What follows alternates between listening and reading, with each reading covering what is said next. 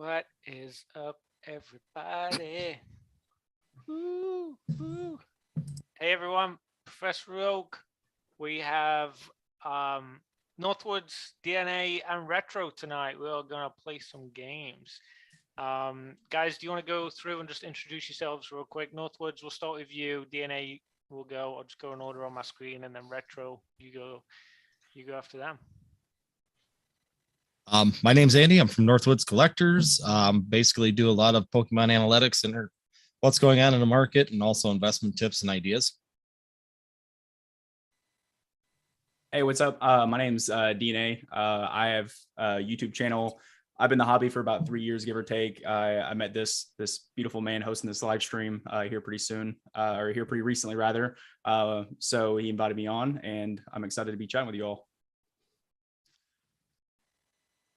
And my name is Nick. I go by Retrospecs on YouTube, and yeah, I just tried to kind of like bring a little like more macro financial view to like TCG card market kind of stuff. And yeah, glad to be here with these guys, bunch of studs. One of you's got the video playing, and I can hear this. I can hear the sound from it. I think. Can you guys hear that? Is it just me? I don't hear it.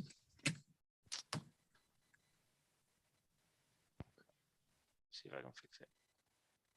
Is it me? I'm going crazy. Okay, sorry guys. I think I fixed it. It was like double playing for me just then. I'm just trying to get the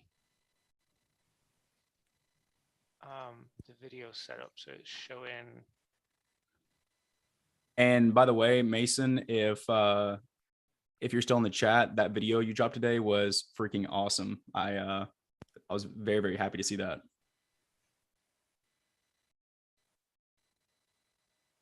He is in the chat. He is absolutely in the chat. I'm trying to figure out why, for whatever reason, it won't show all of our faces while I'm sharing the screen. Let me see if it'll let me do this instead, guys. Let's run to the screen. That might be bad, everybody. Okay. So, we're going to play a game. How's everyone in the chat? It is you, Oak. Too many drinks for Oak. Yeah, I'm just losing my mind. Show. I definitely have had a few drinks, I'll be honest with you guys. It is Friday. Woo.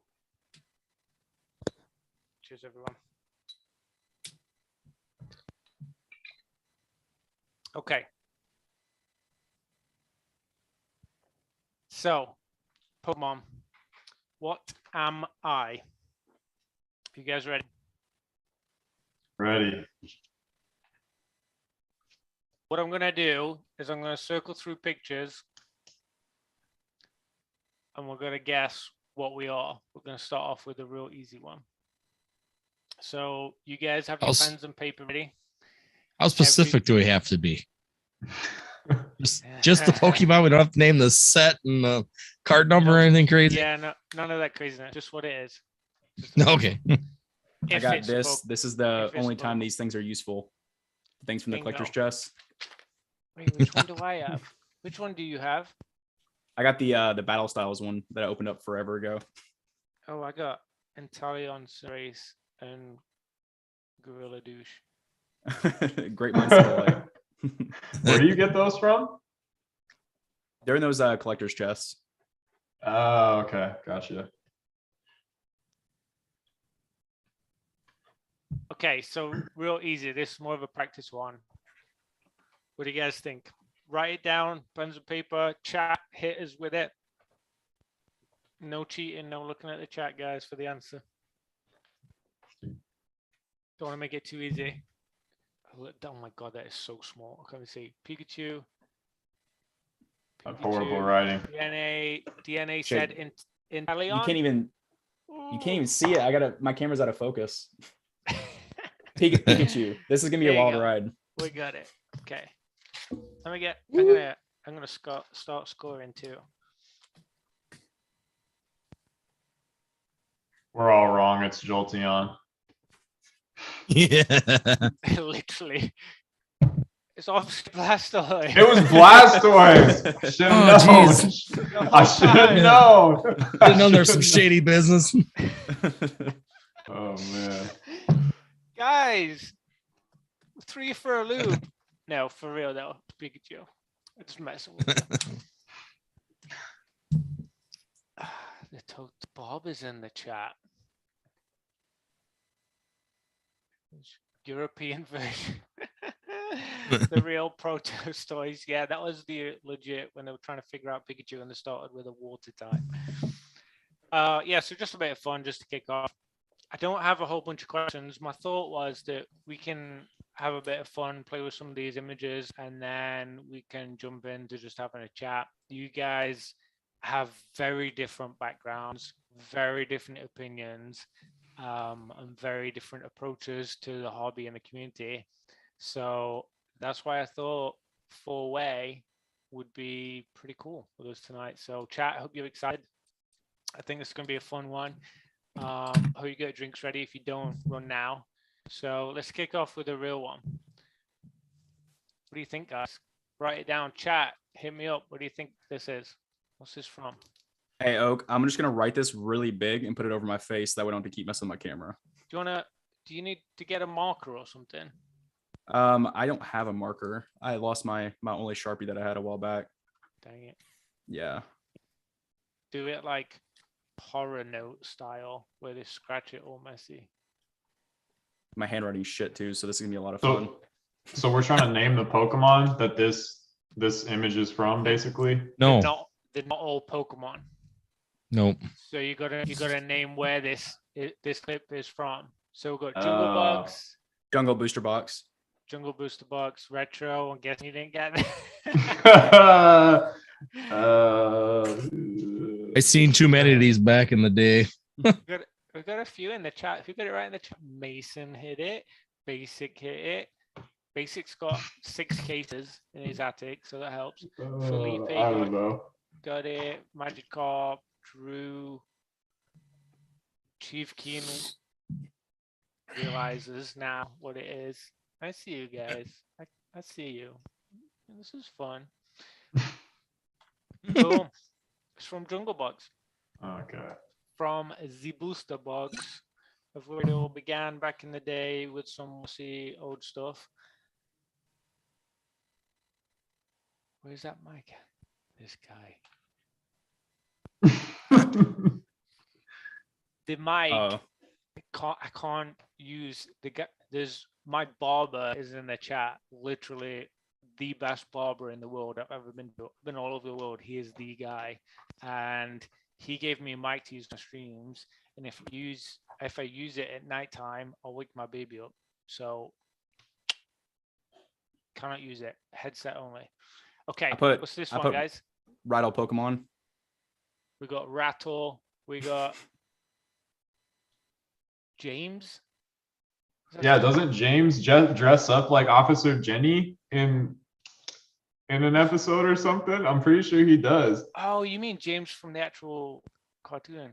Yeah. Northwoods, what are you saying? I think you wouldn't. Trying to remember. I think it's actually off the movie. The correct answer is Rattle Pokemon. Rattle Police lady, Officer Jenny, whatever. I think it's actually Miss Officer from the Carter 3. No, it was Rattle Pokemon. Rattle. I love that you guys got that. Uh, Yeah, you will have to show me, bro. Okay, I'll give you all that one because I feel like that was a good one.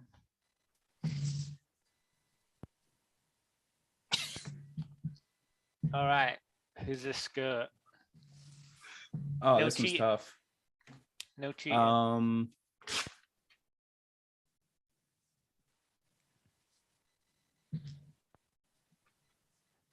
can't even see it. Why is it so small? Let me see if I can make you guys bigger. Does that make it bigger? Nope.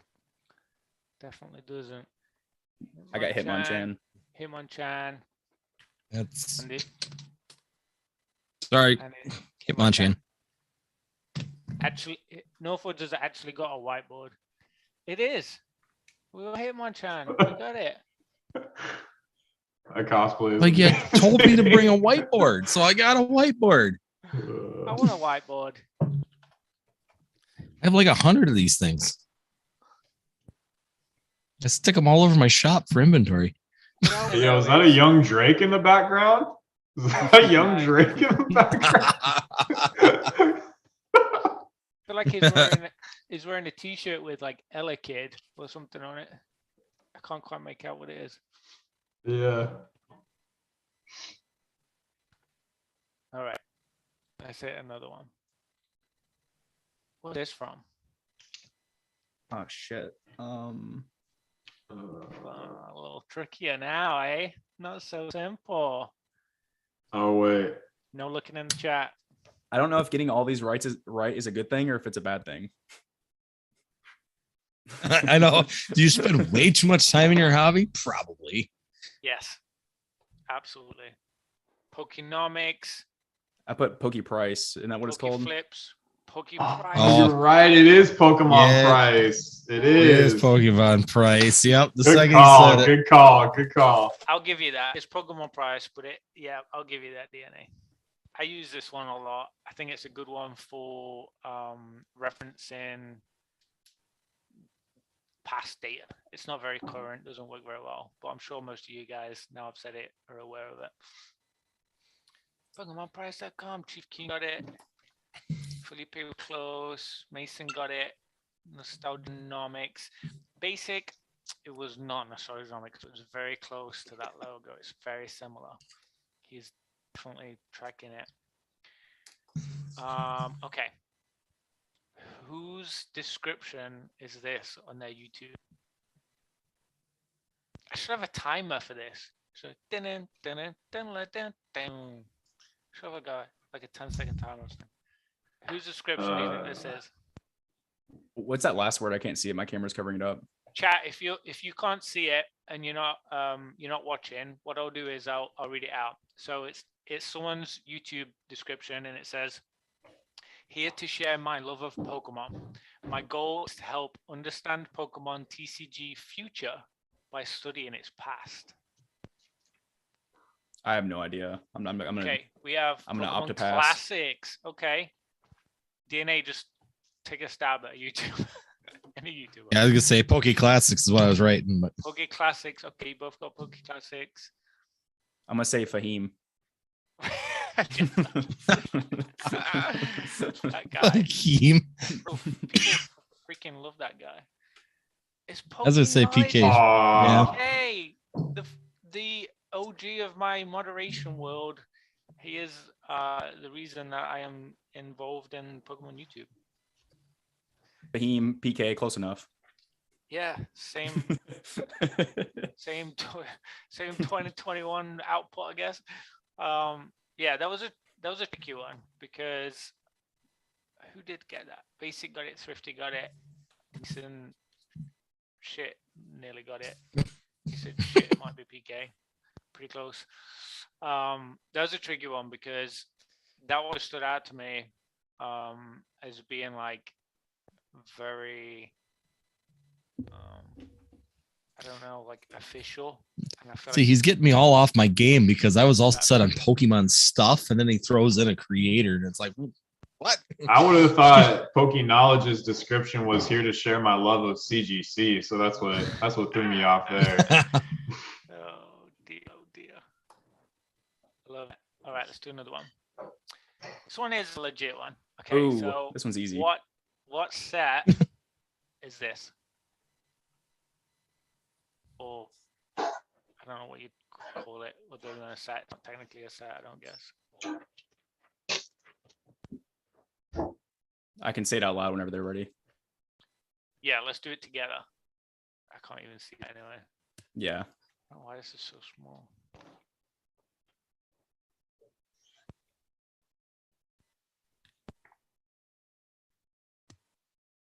You say it's all different sets. PK. Oh. PK's in the chat. He saw the last one. I love it. PK, I had to feature you, bro. All right, you guys ready? Yeah, What you got? it's a around the world the WotC one. Yeah. Around Apparently the they're world. saying Pikachu, but I remember around the world WotC Pikachu. Because they made another one what'd you in get? 2010, I think. I wrote Professor Oak's binder. It is literally just there. So There technically, you go. I'll give you that retro because it's literally in my binder right there. Cool. This is, I've never heard it called Around the World. I know it as the Pikachu World Collection, but I think you all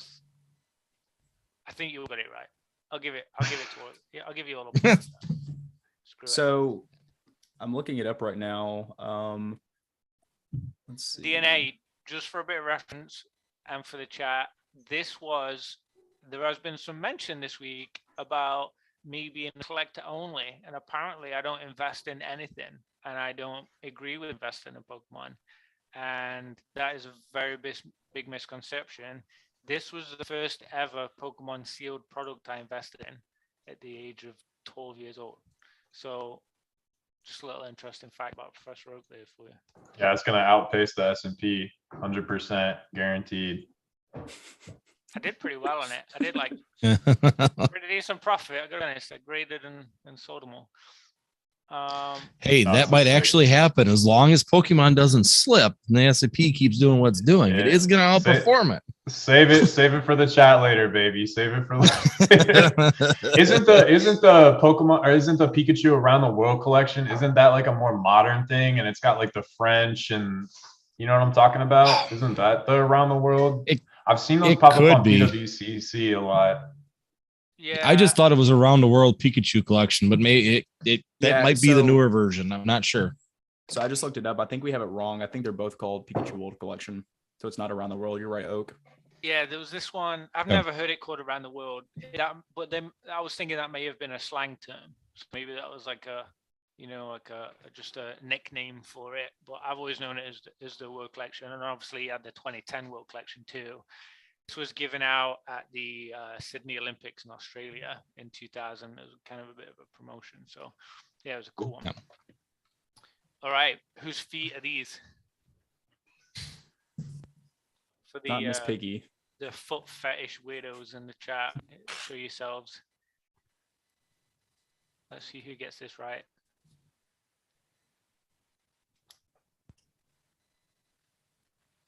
Ooh, Slow King, DNA. Here, hold Slow up. King. No, I'm gonna say Clefairy. Slow King. It was Clefairy. Oh my gosh, bro. Let's DNA go. on a roll over here. Ah, DNA is on a roll. Wow. Mason. Is she flipping us off? No, I was giving a fist bump. No, it's Clefairy flipping us Clefairy. off. Oh. Clefairy's giving us the bird. Oh She's my had enough. God. That's the band Clefairy art. Yeah, that's the Japanese version band. Yeah, I can't tell if that's a thumb or a finger. I don't know what's going on there, but it looks happy. That's one hell of a toenail that it's got going on too. You know, I picked that one because it's like weird. It's weird feet, right? I thought it looked a bit weird. I was like, that will throw them off a little bit. Okay. This one's a tricky one. Whose spreadsheet is this? Oh, that's easy.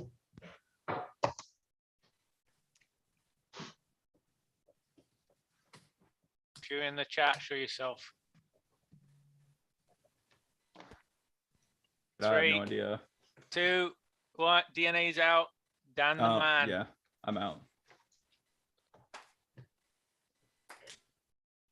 Wait, come on, guys. We know this. It's Mr. Dan the man. Go, baby. It's where the money is. Number 7. Facts. And hang on, let me check. I think that might have been my last one. It's not. We've got one more.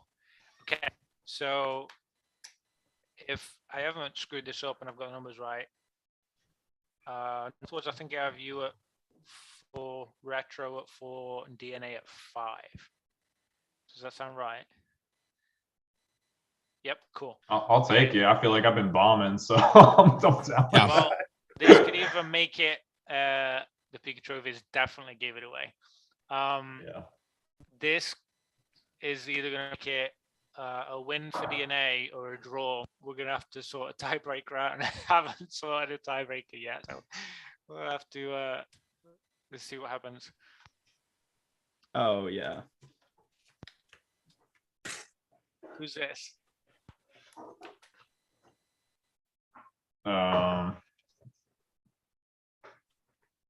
Don't show it yet.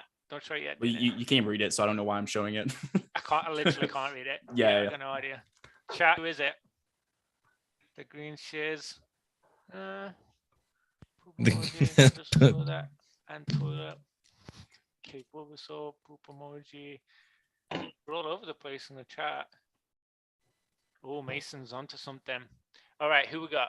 I got the green brown shiz. Green shiz. Vanilla not far off already. Poop emoji. Oh no, that's alchemy. That's alchemy. Duh. Guys, Oh, creamy.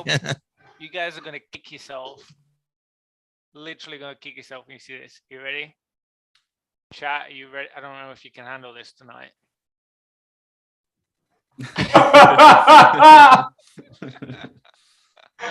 Oh my god. It's that guy that likes Pokemon cards. I forget his name. Yeah. That real famous YouTuber guy. He's the guy who's he's got the $120,000 Charizard PSA 10 expedition, right? Yeah, he that's on Liquid Marketplace. Yeah, and I think he collects Fusion Strike. He's got like Fusion Strike boosters. He does box breaks for it and stuff. Yeah. I can't believe nobody got that. Chat, I'm so Oh my disappointed. god.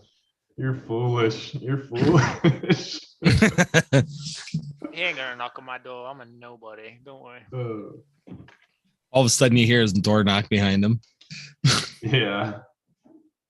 Well, Basic knows what happens if anyone knocks on my door tonight. I'll tell you that.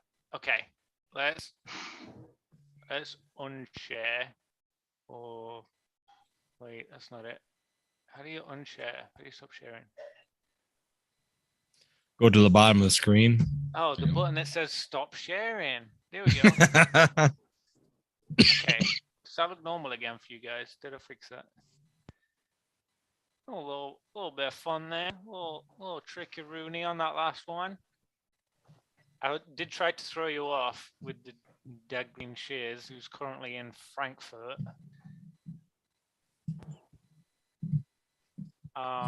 Yeah, fun one. What do you guys think? You all did terrible. DNA, you won. Basic trainer won. I told you it wasn't as simple as it looked. No. Nowhere near. Okay, so what's going on? Let's chat for a bit, guys. I want to know what you've been up to this week. What's the pickups? Retro, let's hear from you. Ooh. Pickups. Oh. Give me a sec. Somebody else go. I'll go grab some stuff. DNA, what you been buying? I just sent you the 3 promos that I just picked up. Yeah, I bought the Pikachu, Torchic, and I think it's Mudkip from Pokepark that came out in like 05. I just bought those promos sealed. And then today in the mail, I got 5 Mysterious Mountain Hollows. It's like the Skyridge version in Japanese. They're super, super minty. I think they have a pretty good shot at PSA 10. And I have like 25 or 30 Japanese hollows that are coming in the mail from Japan that I just ordered. So that's sweet. I love that picture with the other ones rolling around in the back. Such a cool one. Thrifty said she bought some Phantasma. That's pretty exciting. Andy, what you been up to this week? What you got? Actually, it's been kind of quiet. Been looking at some Japanese stuff, trying to look at possibly looking at that kind of endeavor right now still. Keep poking my nose at it to see if I want to go after something, but haven't really quite pulled the trigger on a lot of the stuff. Did buy some VMAX Climax. I actually found some boxes for about $62 a box if I bought 5 of them, so I ended up buying 5 of those. With the shipping, came out to $62 a box. That wasn't too bad. Other than that, just been kind of cruising around, just watching what's happening right now with everything, because everything's kind of like my video today. Everything's kind of taken a little bit of a shift down on most of the modern sets in the last 4 days. Even Evolving Skies without confirmation or reprint has dropped pretty heavily in the last 4 days. Weird week for numbers. It's been a weird one. Yeah. That When you get the news you do from the economy, it's not too surprising in my opinion. Yep. Yeah. And that, and then we've got a mixture of people talking about the I word all over the place this week. Good, bad, vintage, modern, shouldn't, all over the place. Who's been investing this week? Any of you guys? I'm excited prices are going down personally. Yeah. Yeah, I'm super excited. Just been watching the stuff, a lot of stuff. Really haven't been buying much right now. Just kind of watching. Investment wise, it's been kind of just quiet. Selling more recently, but now I'm just kind of in a hold pattern in both, seeing where it goes. Yeah. I don't really do a whole lot of collecting, to be honest. Like I'm like a little bit more of like a flipper. There's like a few things I'm down with like holding for like a longer time horizon, but for the most part, I feel like if you're not just kind of collecting, you take on the most risk when you're like trying to invest or like, hold things for the long term and not kind of like keep money moving. So if you don't like absolutely love something or like really, really believe in it, yeah, just personally, I kind of like to keep things moving. As far as like recent pickups go, I got these on Buyee. These are like the sealed, I don't know if you can see them. They're like the sealed Team Magma and Team Aquadex. I pulled the hollows out. The Kyogre and the Walrein were kind of beat, but I'm probably sending these off to PSA in my next submission. I think the Groudon might 10. The Aggron's like slightly off center. And then I've been picking up like a lot of like vintage Final Fantasy. So these are from chapters. So this came from the Japanese set, and these full arts are kind of like the Final Fantasy equivalent of like a Masaki promo. Basically this later set that came out, you would pull this specific card out of the set that was like a secret rare, and then you would take it to this Final Fantasy event in Japan, this Square Enix held, and you would trade your card that you pulled out of the set for a pack of the full arts. So if Final Fantasy ever does well, that's just kind of something I'm specking on. I think those are kind of like trophy level cards, and I think they'll do really well. This might be something people are more familiar with. This is Yuna. This is like a tournament promo. And then this, I really like this artist. His name is Yoshitaka Amano, and he did like all the original Final Fantasy art for like all the boxes and the original games and stuff. I just really like his style. He did like a Magic the Gathering card too. Like Liliana or something, I want to say it's called, but I really like his art style quite a bit. And then I got like a PSA return back. I'll just show like a few. Real quick, Retro. That Team Magma deck that you bought, did that come with any booster packs inside of it? It's just so it just comes with like the coin, and then it comes with the sealed decks, and then there's 2 hollows. The Magma deck comes with the Groudon and the Aggron, and then the Aqua deck comes with Walrein and Kyogre. Because and I don't know if some of y'all know this in chat, but I bought the Lucario Manaphy theme deck in English, and those have, if you pick them up sealed, they have a chance to have a Fire Red Leaf Green or a Hull on Phantoms pack. And wow. And I saw one at auction running for like, I think I bought it for like $260 like 3 or 4 months back, and it had a Hull on Phantoms pack in the back of it. Wow. Okay. Yeah. That's dope. That's so a just a winner. heads up. Yeah. So just a heads up, if y'all ever see those at auction, that those are definitely winners if they have the right booster packs in them. Mm-hmm. Good to know. Did you know that? Did you know that, DNA? Was that a surprise? No, so I've seen that those have booster packs in the back, and it's like a 50-50 shot to have a Fire Red or a Hull on pack in the back of it. So what I did was I sold the Hull on pack, made a profit, and then I have the Lucario and the Manaphy because they're like half decks, just like the one that Retro has. and I'm sending those off to PSA whenever they open back for bulk because it's not really worth it at $50. Yeah, it's still a little bit high. Progress Um, though, down to 50 full time. yeah, I think honestly, I mean, because the lottery, like, it wasn't even really a lottery. I don't know if you guys were doing a whole lot of subbing.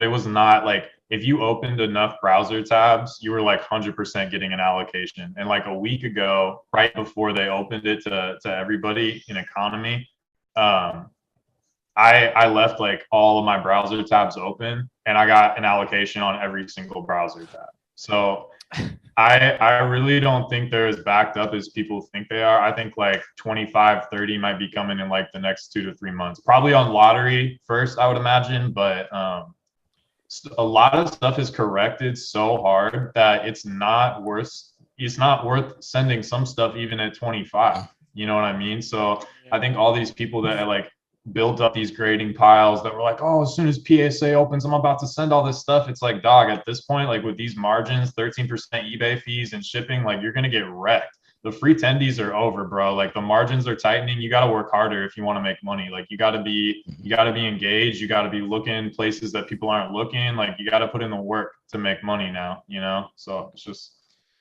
my personal take, I guess.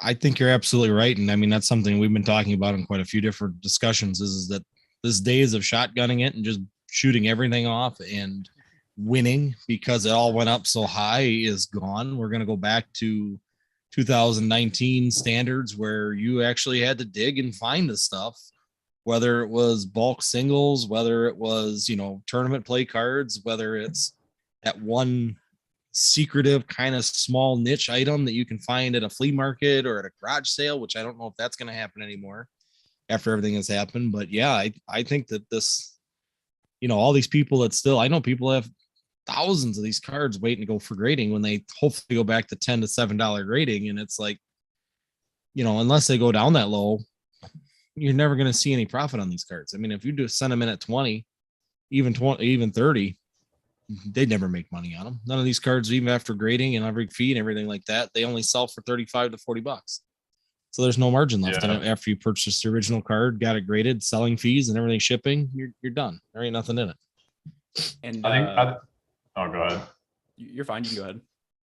I was just gonna say, like, I think you're right, and I think that every like open window, like PWCC, for instance, like at first, like PWCC was a lick, right? Before they had buyer's premium, like the November, December, January auctions was just free money. Like you could just print money off PWCC. Like you could get slabs off PWCC for like 40 to 60% of what they were going for on eBay, turn around, list them, wham, bam, thank you, ma'am, you're making money. Like that is over with. And now a lot of the stuff on PWCC is even going for higher than it is on eBay. It's so platform arbitrage. Like, I mean, you could still find it. Like I got a homie that's killing it right now selling non-hollow rares. I watched him, dog. I watched him pick because, like, who's looking at that, right? Like, everybody wants the Charizard and everybody wants this. Dog, he was buying like Polytoad PSA 10 first edition for like $40 all in. You know what I'm saying? Turned around, sold it for like 120. Like that pencils, bro. Those are margins. So I think the riches are in the niches, man. Like you got to stay nimble. If you're just watching like a channel that's telling you to buy the same stuff that everybody else is buying, like good luck.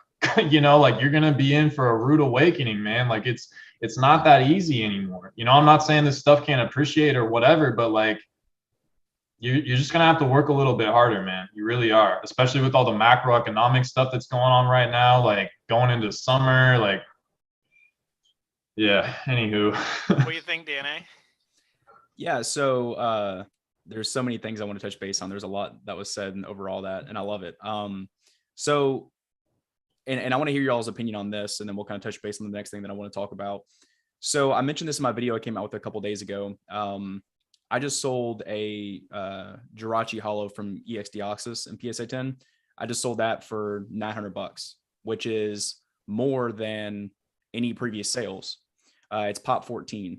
So that's awesome. Yeah. So I personally think that cards that are low pop, and this is kind of stupid to even say, but I want to hear your takes on this, is that those cards are going to still hold strong. And those cards are going to be like, the cards that you look at when we talk about like the K-band, market curve, whenever everything was going down and the bubble had burst or whatever. But do you still think those specific cards, those low pop, cards, if we do go into the R word in the economy here pretty soon, do you think that those cards are still going to hold strong, or do you think that they're going to go down with everything else, even though there's not a lot of them on the market? Does somebody else want to go first? I tell you, I'll give an opinion to all of you real quick, and I'll let you jump in right after. I'm not as worried about this recession that might be happening, purely because people are talking about it going back to maybe this year or these kind of prices, and because of new stimmies off and that kind of stuff. Yeah, like I don't know. I mean, the thing for me is there's more eyes this past year on Pokemon than ever before. There's more people been buying. There's more people grabbing this sealed junk up here. There's more people like buying cards that they love and building binders. Still today, I see people on Facebook in the Pokemon group saying, "Oh my God, just got back into Pokemon. I just bought a pack at Target." Even today, like that's still happening. There's so many people that love this hobby now more than ever before, more than 1999. I truly believe that there's more people now that are into it than 1999, including kids. And I think that's going to hold a lot stronger than people anticipate. I really do. I feel much better about it than the majority, I think. And I'm not saying it's going to be high, but I'm saying I think things are going to be a bit more liquid than we may probably think. The problem is that I foresee for this hobby with a recession, and I know I go back and forth on it, how much is this going to affect this market necessarily? And the biggest issue I see is even my demographic for people that watch my channel. Most of them are between the ages of 25 and 30. And the fact that age tells me one thing. These are people that are not as established in life. They aren't fully into their careers. They aren't making the high dollar numbers that some of the people in their 30s and 40s are making, such as the OGs that we are, being able to sustain this hobby for very much longer. I mean, I'm even decreasing the amount of money that you can put into the hobby because I'm watching my cost of living go up every single day. My grocery bill gets higher, my gas bill gets higher, our business expenses go up, our farm expenses go up, everything continually goes up in the upward trajectory. And eventually you got to start pulling money from somewhere. We still have more money in that availability, while you see someone that's under the age of 30 isn't going to be able to do that. Eventually, I hope that they have enough common sense to get out of it sooner than later and draw themselves in way too far using credit cards and using not good forms of currency, to where they have to try and get out of this hobby quickly and sell things fast. Because if this economy gets rough, selling stuff is going to become very difficult. You're going to be waiting months, even years, to sell some of this stuff, even though you've paid top dollar for it. Doesn't mean that someone's going to value it without you taking a dramatic loss. And if you're doing that, you're not paying back even your initial costs on these items. So that's just my biggest concern is that some of these people that are younger in the hobby need to know when to step out, wait, and re-engage if they want to after things settle down and we get back into a more stable situation.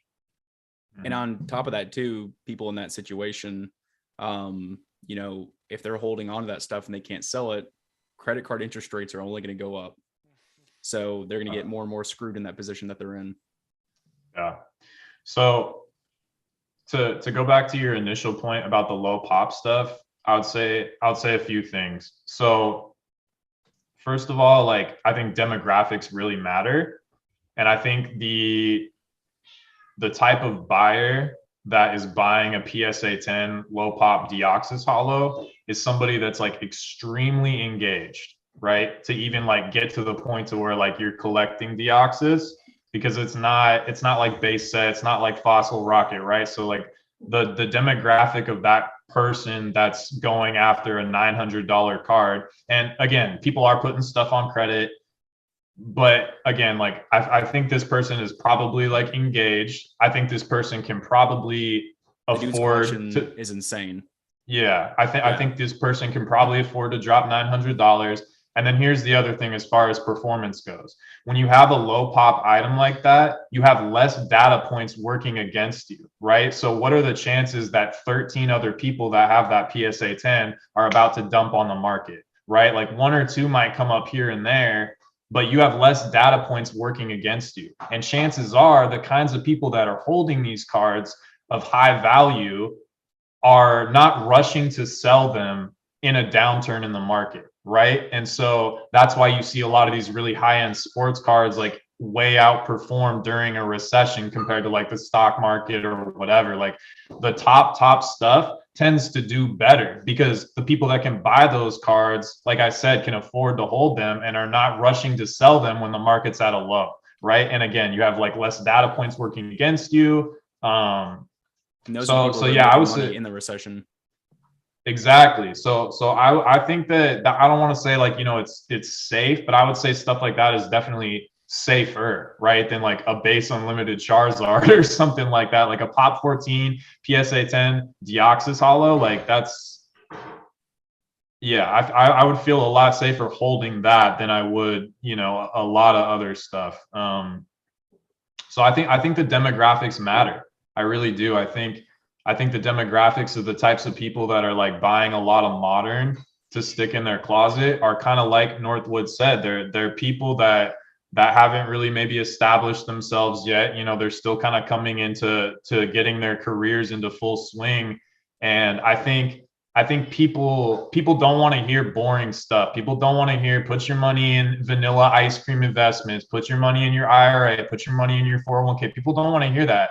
People that are in a more detrimental financial position want to change their financial position now. They don't want to hear 10 years of compounding interest and appreciation on your assets is going to do good for you. They want to hear if I buy this for this ETB for $40, it's going to be $80 in 3 months. That's what they want to hear because they want to change their financial position now. Everybody is used to these massive gains because the past 2 years in the stock, crypto, collectibles, housing, everything markets, everything's gone to the moon. So people that have just come into investing, just come into the hobby over the past couple of years, that's all they see. They don't see 5 to 10%, and they don't want to hear that. They don't want to hear, oh, well, you could make 2%, 3% off dividends, plus, you know, like, you know, reinvesting that into the underlying, and then like, you know, the underlying asset appreciating. And so I think when you're in a more desperate financial position, you're more susceptible to these get rich quick kind of ideas, if that makes sense. Some hot takes. I love it. I absolutely love it. I think Mason did a really good job of alluding to your points in his video earlier. I think he obviously pointed more at like just generally modern base cards and, you know, modern boxes and stuff, like not probably being the best thing. Kind of the flip of what you were saying, like you were saying not that, but like that other stuff is good. Like the stuff that isn't, that stuff is good, and it makes sense. I mean, the things that I'm chasing are those that you're talking about, and they haven't gone down. Like people keep saying my prices are down and low, and everything I'm chasing, I keep getting outbid on. Like literally everything I'm going after, I'm like, I haven't been able to get anything deep. I've had one card lower than what I would say is like market in months. One card, and that was a PSA 10 Generations Pikachu. It popped 11. I think it was. I just got it for $40, and normally it was going for $60, $70. Like, yeah, there's nothing. Jump straight on it, obviously, but yeah, and I don't know. I mean, it just seems like a bit of a no-brainer, but we still have to. They're saying I'm quiet. Is that better? Still have to bear in mind that all those regular like base stuff, these ETBs and all that, there's a lot out there, like millions and millions of it. So is that because people want it? Is that like because people are hoping that other people are going to want it? Or I have a lot of questions around all of it, honestly. No, you're about to say something then, right? Yeah. You go, Andy. You go. Well, I was just gonna say, you know, a lot of people you get down to a situation when you look at these things, you look at the base points, you look at those items are so niche, they're so tight of a community, and there's so few of them that when they do come up for sale, the people that are watching these items really have the ability to jump on them, which is like Retrospect is saying. Those items tend to continue to move up, and that happens on any collectible or any kind of little niche market. A lot of times, is you see that kind of continue to move while the rest of the market kind of peels away from it. So yeah, I mean, if there's fewer if there's fewer points or fewer of these to sale are available, there'll be more people still looking for those, because typically the people with money are the people looking for those very unique or niche items anyways. So they don't mind spending what they want to put it in their collection, either permanently or for a while. So can I respond on the modern sealed thing? So here's my deal. So modern is printed to scale, right? The scale of how much demand there is. Before 2019 or 2020, the Logan Paul stuff or whatever, right? When we had like Sun and Moon and X and Y and Black and White and all those stuff, like Pokemon was not as popular, less was printed because demand was less. So when all this massive this massive overwhelming boom of people came into the hobby, and they couldn't get the Shining Fates, they couldn't get the Hidden Fates, they couldn't get the Vivid Voltage, because Pokemon had to adjust, right, for this new wave of demand. That's part of the reason that all this other stuff moved, because that's what there was, and people couldn't get Shining Fates. And so Sun and Moon and all these other sets were printed to previous demand numbers, right? They weren't printed to current demand numbers. And so all these new products are printed to current demand numbers, right? And so the idea that okay, so Pokemon might print a couple sets that aren't as great, right? Like your Battle Styles, your Chilling Reigns, whatever. Then they're going to come out with their Brilliant Stars and Evolving Skies and Pokemon Go set and like any other specialty holiday sets, right? And they're going to print banger sets over the next 3 to 5 years. So to me, and they're going to print a lot of it, right? To scale to current demand, not previous 2019 demand where there wasn't enough to go around when all these new people come in, but to 2020, 2021, and 2022 demand. So to me, it's like, if you pick up a Battle Styles booster box at $80, and 3 to 5 years from now, Pokemon has printed all these crazy banger sets, what is going to make somebody go, you know what I want to do? Buy a Battle Styles booster box for $250. Like, why? When you can just go to your store and get a banger set or get a Brilliant Stars or Evolving Skies or whatever for $125, $150, $175, because there's tons of it out there. Like, I don't see it. You know what I mean? I think part of the reason a lot of that older stuff mooned, like I said, is because it was printed for a smaller demographic. It was printed for the amount of people that were in the hobby then. And so that's why it was easy to move, because when all this new demand came in, it got eaten up really quickly. That's just my take. So you can go ahead. I was just gonna say, just to kind of counter that point is that even if you go back in history and we look at sets, and I understand that that Pokemon kind of balloons and reduces depending on the year, depending on the demand and things like that. But you could use that argument. Why are people buying Black and White base set booster boxes at $2,500 a piece? There's a Pikachu card in there that's going for $52. That's the highest card in the whole set. So once again, it's what's the draw seems to be a lot of times just age. As weird as it sounds, in Pokemon, people want old sets. They want, how many people came in and Battle Styles was the only thing that they could get for the longest time? I remember in that early 2021, that was the only set you could buy, because. So here's. Sorry, go ahead. Oh, I was gonna say, because Shining Fates was scalped off the shelf. I mean, the thing barely even. I don't even think it actually saw a shelf before the scalpers ripped that off and were selling it for 140. Battle Styles, they printed it so heavy that it actually made it to the shelves. And so once again, it comes down to nostalgia versus reasonability of why we're opening it. And super quick before you respond, Retro. Yeah, go ahead. So my only take on that, and I saw Mason, he said at retrospect wins. I thought it was kind of funny, but whenever you said that, so my take on it is obviously we have the hype demand. We have a lot of different factors at play here, but why are Steam Siege booster boxes still so expensive? Kind of to go back, in what Northwood said, I think part of it is booster box collectors, obviously. And then obviously the set just getting older, and people wanting to have it in their collection, because that's the only reason why you would spend, I think they're about like $2,000 now. That's the only reason why you'd spend $2,000 on a black and white base set booster box, because you have the 2 full art Zekroms, you have a bunch of garbage hollows, and then you have the secret rare Pikachu. But I mean, I agree with you almost like to 100% they're retro, but there's a small other side of the coin though. Okay. So, do you want to go, Oak?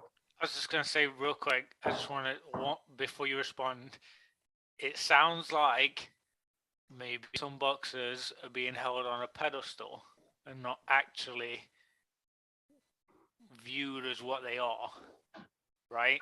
With thinking that maybe it's an ego thing, maybe it's nostalgia, whatever. You could sum it up in a million different reasons why, 13 reasons why.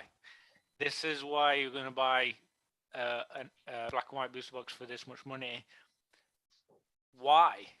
I mean, there shouldn't be a million different reasons. Like, why are you doing that when the cards in it literally aren't worth anything, and it isn't that exciting of a box, just for it to be, just because it's old or because it's one missing you from your collection? I mean, I don't get the logic with it at all. I would never do it myself. I'd never spend crazy money unless I loved what it was. I don't love cardboard boxes. I love cards. I love the artwork, but the actual box I don't love. That doesn't make sense to me. So even though I've got sealed, I collect it. It's because I know at some point I'm probably going to open it or I'll gift it away. I just sent Thrifty 2 boxes this week because she won the competition. Winner reveal from this week's competition. I send stuff out all the time. Like, it's just like, that's what's holding the cards inside. And that black and white box, there ain't nothing funny in there. There's nothing that's getting my juices flowing. Like, that shouldn't be a $2,000 box. I don't care what the excuse is. Just my thing. Retro, over to you. Okay, so first thing I would say is like sealed always commands a premium, right? So like mid-gen booster packs are like $200 to $300. There's very few cards you can pull out a lot of these mid-gen sets that are like going to even make you your money back. And that's if you grade a 10, right? Like obviously there's a couple EX bangers. You hit a 10, they're low pop, you're going to do good, but you're probably not hitting the 10. You're probably going to get a reverse hollow that like in a 9 sells for like 40, $50. So sealed always holds a premium. I mean, there's Japanese expedition boxes that sell for like 10 grand. You could get a 10 on every single hollow you pull out of there. You're not making 10 grand back. So sealed always holds a premium is one thing I would say. Another thing I would say is a lot of people were out of the hobby during XY, black and white, sun and moon, EX, all these, all these generations that happened like while Pokemon was smaller and less people were in the hobby. So when people came back in, these sets like black and white, even though there's not that much great stuff in it, it still holds a mystique to people, right? Battle styles, everyone saw battle styles.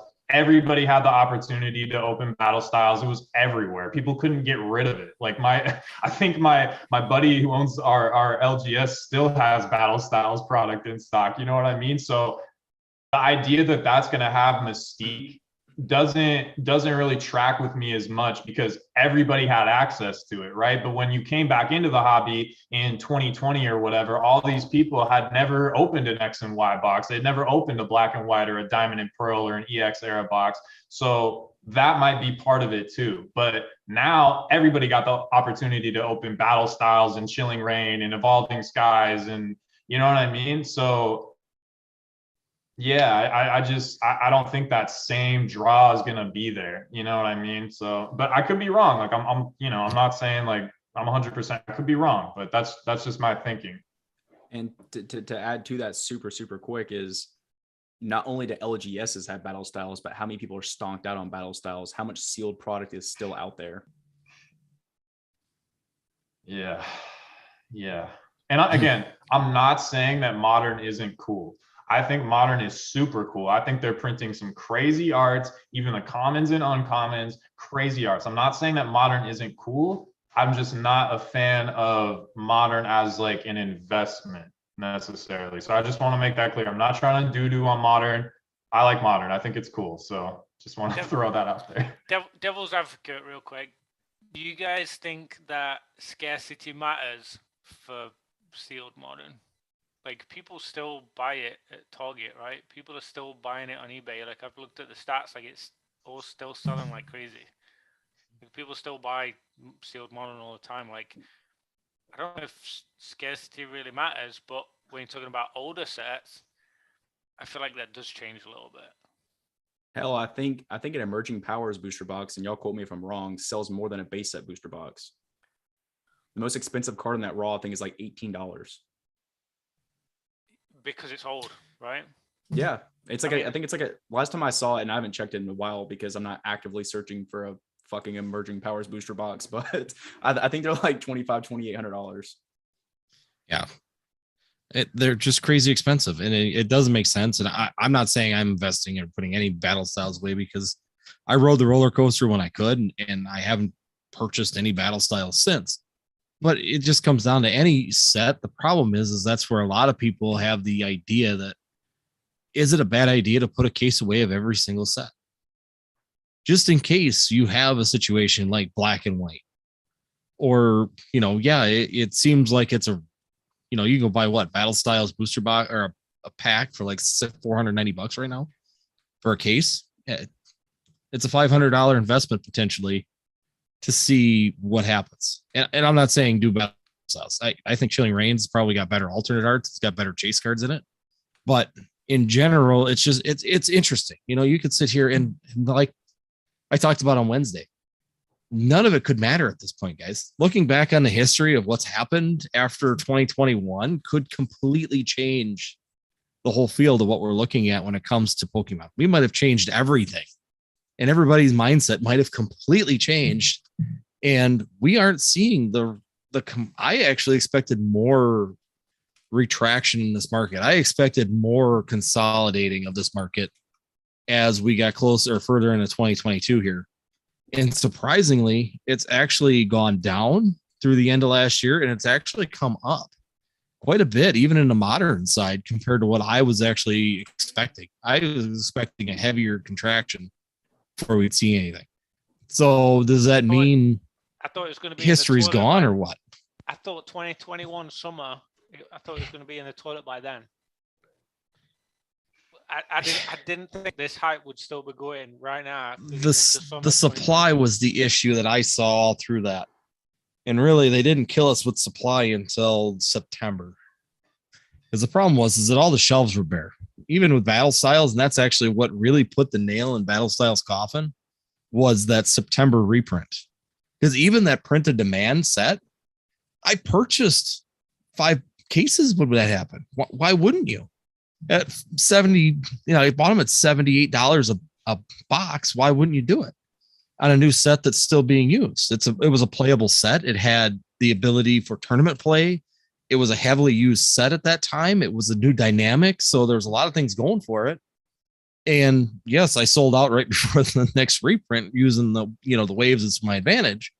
But the fact is that it really took that heavy dousing where we got Chilling Reign, Shining Fates, Evolving Skies, all of them just slammed in there at one time.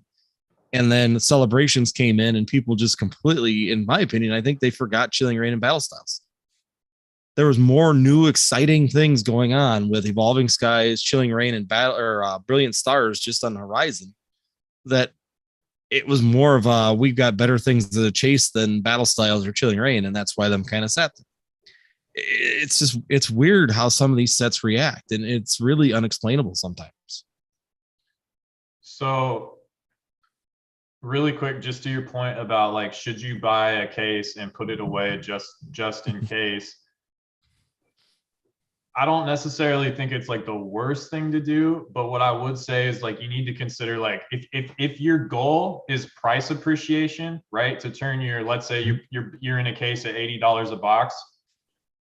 So to turn your $480, $500 case, let's say, into $1,000, like if that's your goal, if your goal is price appreciation on that case, Open it all. yeah, I would say like time value of money matters. So like me as like a flipper, I would say, okay, well, if my goal is to make money on my money, what else can I do with $500? And with $500 right now, you can do a lot. The kinds of things you can buy for $500. And so even if this $500 case goes to $1,000 in like 3 to 5 years or whatever your time horizon is, or you predict, and that's not a guarantee, right? The types of things that you can buy in the short term and keep turning your money around and flipping, to me, it's much safer than sitting on something, right? Because if you bought the case for $500 and 3 years from now it's selling for $700, well, you have to factor in inflation, right? So anywhere from 4 to 8% a year. So like you have to factor that in. You have to factor in shipping. You have to factor in 13% eBay fees, right? So you're making nothing. And when you sell it, you get nothing back. You get cash. So you're back at square one with no assets. You know what I mean? So to me, like you have to consider time value. Now, if you love this and like you're a collector and you don't mind putting, but if your primary goal with it is financial gain, time value of money matters. And to me, there's a lot better places you could be sticking $500 right now, turning your money around, keeping money moving, keeping stuff flipping, buying raw cards, grading them out. To me, that's a lot. I mean, dude, I bought a whole set on Buy of EX Ruby and Sapphire, all the hollows, all the commons, uncommons, and rares, all the EXs for $230. So like it to me, like, you know, I'm about to turn that stuff around. I'm grading the big EXs. I'm waiting for PSA to get cheaper to grade the smaller EXs and the hollows. And to me, it's like, what kind of multiplier am I going to get off that $230 versus like a half a case of any given set? You know, so that's just like my thinking. If your primary goal is financial gain, but if you're a collector, if you love it, if you want to have a case of Battle Styles to open in 2 years with your homies on a rainy day and have some fun, sure, man, spend $500, buy a case of some cool sets and like have fun with it. You know what I mean? There's nothing wrong with that, especially if you're getting it for like close to distributor pricing or under MSRP or whatever. Like, yeah, absolutely. Go drop $500 and have fun. You know, like that's what it should be for. Like, I don't think that's a bad use of money, right? Like, yeah, you know, maybe you'll pull the sleeping Tyranitar. Who knows? You know, I gotta say too, I do think that there's an element of people that have the intent to invest or intent to hold on for 2, 3, 5 years. I hear 5-year mark quite a lot. You know, coming up to the 30th anniversary. How many of those are actually they're gonna have a few too many whiskeys on Friday night and crack that box that's been sitting on the shelf for 2 years and it hasn't moved in price in those 2 years, and they're like, screw it, I'll do it. And then, hey, maybe it does jump. Maybe it never jumps. But I do think that the amount of product after print stops has got to go down. I mean, we're not getting prints for black and white right now, right? It's only going to get the more and more it gets opened, the less there's going to be. So I'm just trying to play devil's advocate tonight because I honestly, truly see all sides of it, and I have no idea what's going to happen. Like, I literally have no idea. But you got to be in to win it, right? If there's a possibility and you've got that free money, for me, it's also like I kind of compare it to buying dinner. So, hey, maybe you things are tight. You had a rough week. You buy your dinner at McDonald's tonight to try and save a few bucks. You're trying to pay your phone bill tomorrow. Maybe it's your anniversary. You had a bonus at work. You did a good sale. You go out, you blow $200 on a fancy dinner and buy a steak for the missus. Who's right and who's wrong? Nobody. Like, there is no right and wrong, right? It's just you're in different circumstances. I definitely view Pokemon in that way. And people, for some whatever reason, have this misconception that I'm like not an investor. I don't think you should spend big money in this. You just collect all that. I see all sides of it. Like I really truly do. But I think you really have to be smart to tailor it to yourself. I think it's good listening to YouTubers talking about what things they think are good or they think are bad and stuff like that. But you really have to make your own decision for you. Like that, I think that really is a strong aspect of it. But some people are maybe more influenced than others. So that's also something to maybe bear in mind. So I want to add super quick. I'm having so much fun with this conversation. I just wanted to let that be known. I appreciate having me on, Oak. But my question, and I know if I'm not mistaken, it's you, Northwoods, that has this opinion, or that's maybe unpopular, but I want to know how many WotC booster boxes are still out there. I know a lot of it's reseals, and I think I brought this up previously with you, Oak. I might have, I'm not sure, but man, like you go on eBay and obviously there's reseals, there's fake ones, there's this, that, and other, but there's a freaking box break like every week, it feels like, of fossil or base set or jungle or whatever. So I know they printed a lot of it, but from my understanding, people weren't stonking out then. So to go back to what we were saying earlier, is how much of that product is still going to be out there later on, and how much WotC is still out there? That's what I want to know. Well, here's the unpopular biases: is that there was no investing back in the day. I knew it was you who had the opinion. It was me, because I used to invest, because I used to collect all these booster boxes. Basic and I talked about that. And the thing is that the difference now to then is that when we used to invest back then, we didn't have all the avenues. We didn't, we had flip phones and Nokia bricks when we were starting this out. The internet was fairly new. YouTube, I don't even really know what it was. None of us had access to it like we do now. AOL was the big browser back then. So we really didn't have the availability to broadcast the investability of stuff. We used to hold boxes, and I knew people that used to have garages full of it. And I know a guy that still does. He actually has my booster boxes that I sold. He still has them, all of my WotC boxes that he's kept, because he's an investor collector. He wanted it for the investment with the intention that he liked to have the product also. And there are a lot of people from back then that I think now is their time to shine. They've been holding on to this stuff like we're talking now. People are jamming this stuff in the garages and stuff. And this is where I've even talked on my channel. As an investor in anything, do I ever release all of it at once? Do you ever release tons of it at one time? No, you slowly inject into a market what you have. If you have a controlling share or you have a large quantity of it, until you see an effect on that market. Once you see an effect on that market, you stop selling until it stays where you want it to be. You usually try and keep it within a range. And if multiple people start seeing movement, multiple people start doing that. Mason, I think Professor Oak, Mason and I talked about that also on ours. Think of MJ Holding in itself. How much product does MJ Holding have right now? They could lose XY ETBs for 5 years, enough to drop them off in probably 3,000 Walmarts in the United States, along with Crimson Invasion. They lost them.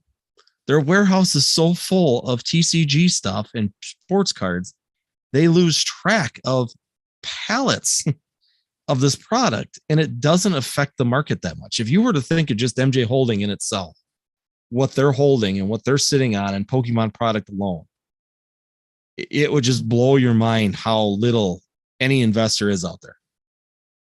They'd probably make Rudy cry for what he's holding in his whole building, what MJ Holding's probably holding in one warehouse.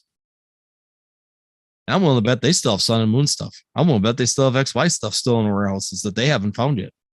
They'll move some baseball cards tomorrow, and all of a sudden there'll be ETBs from Black and White showing up on Walmart somewhere because they just want to get it out. Because they don't raise the pricing. They just get it out of the warehouse. I guess to add to that, I'm this smallest peanut in the gallery, and I forget what I have, much less I couldn't imagine what MJ Holding forgets what they have, and hell, they're a warehouse. I mean, granted, they're a business, so they're going to keep track of inventory to a certain extent. I don't know who's keeping track of that stuff. But I guarantee you, they have stuff that they, whether it be Yeah. accounted for as, lost inventory or whatever. Well, Mason's putting it up there right now. MJ Holding has flash fire booster packs in 5 rows and hidden fates, and you have no idea. They have so much stuff in these warehouses, and they don't just have one warehouse. I think I looked it up, and they've got at least 10 of them in the United States. They're kind of district across. Got to. I know there's one in Chicago. I know I know where the one is in Chicago. There's also one I know in Arizona. There's one in Dallas. There's one in Los Angeles. And there's a couple other ones. They have some in Canada too. Yep, they've got Canada too. So there's that product up there. Yeah, they got far too many places they got to do drops at. They must be everywhere. The one in Bedford Park, right outside of Chicago, it says it's a warehouse operating out of 200,000 square feet. That's not that big. How many playing cards could you put inside of a 200,000 square foot building? Especially with racking units. Be surprised. My work, we just built I think it's our 13th warehouse, and it's 1.3 million square feet. So, and that's our 13th. So, yeah. I mean, I guess they are smaller, but logistics wise, I guess it's how efficient they've built that warehouse. That doesn't sound that big to me, honestly. But again, I think another important aspect of it is like what we're talking about with age. So say what Mason was just saying, he said flash fire booster packs. Like, what are they worth right now if they just dropped 50,000 of them? Like, wouldn't change the market. I don't think 50,000 of them would change. I don't think it would actually. They would spread them out so much throughout the United States that even 50,000 of them, I think, would be a drop in the bucket. You'd see a couple Facebook channels pop them up, and I don't think the booster pack price at all would be affected at 50,000. So what if it was an item that has been readily available on eBay for 2 years, and they drop 50,000?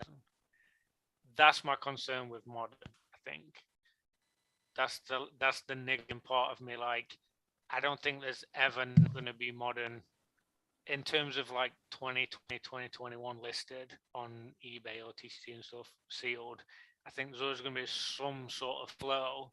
Whereas, like, I don't see a lot. I don't think I've been bidding on Flashfire booster packs. Like, I don't know like how present they are in the market right now, but I don't think I've been involved in it. So I have concerns, but I also have like excitement. I have both ways, because I also like the idea of it being readily available if you want to buy one and grab it.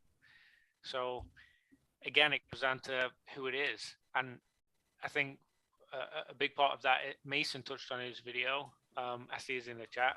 He touched on his video, and I think most people want to rip packs.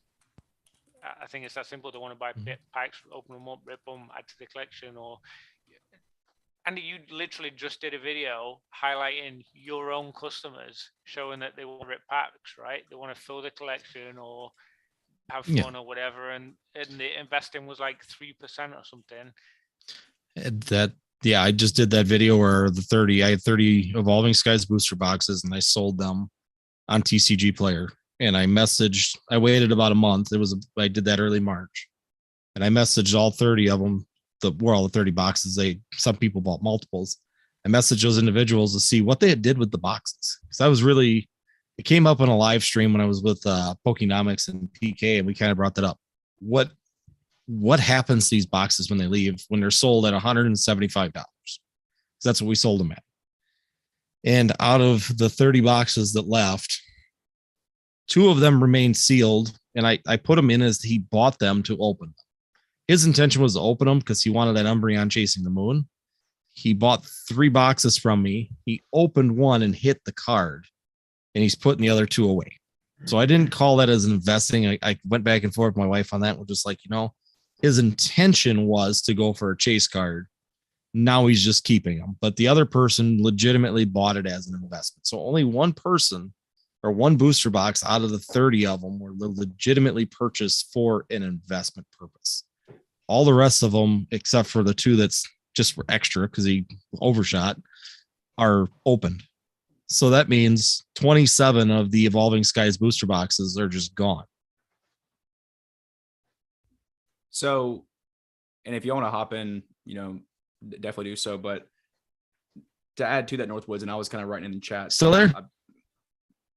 Yeah, we're still here.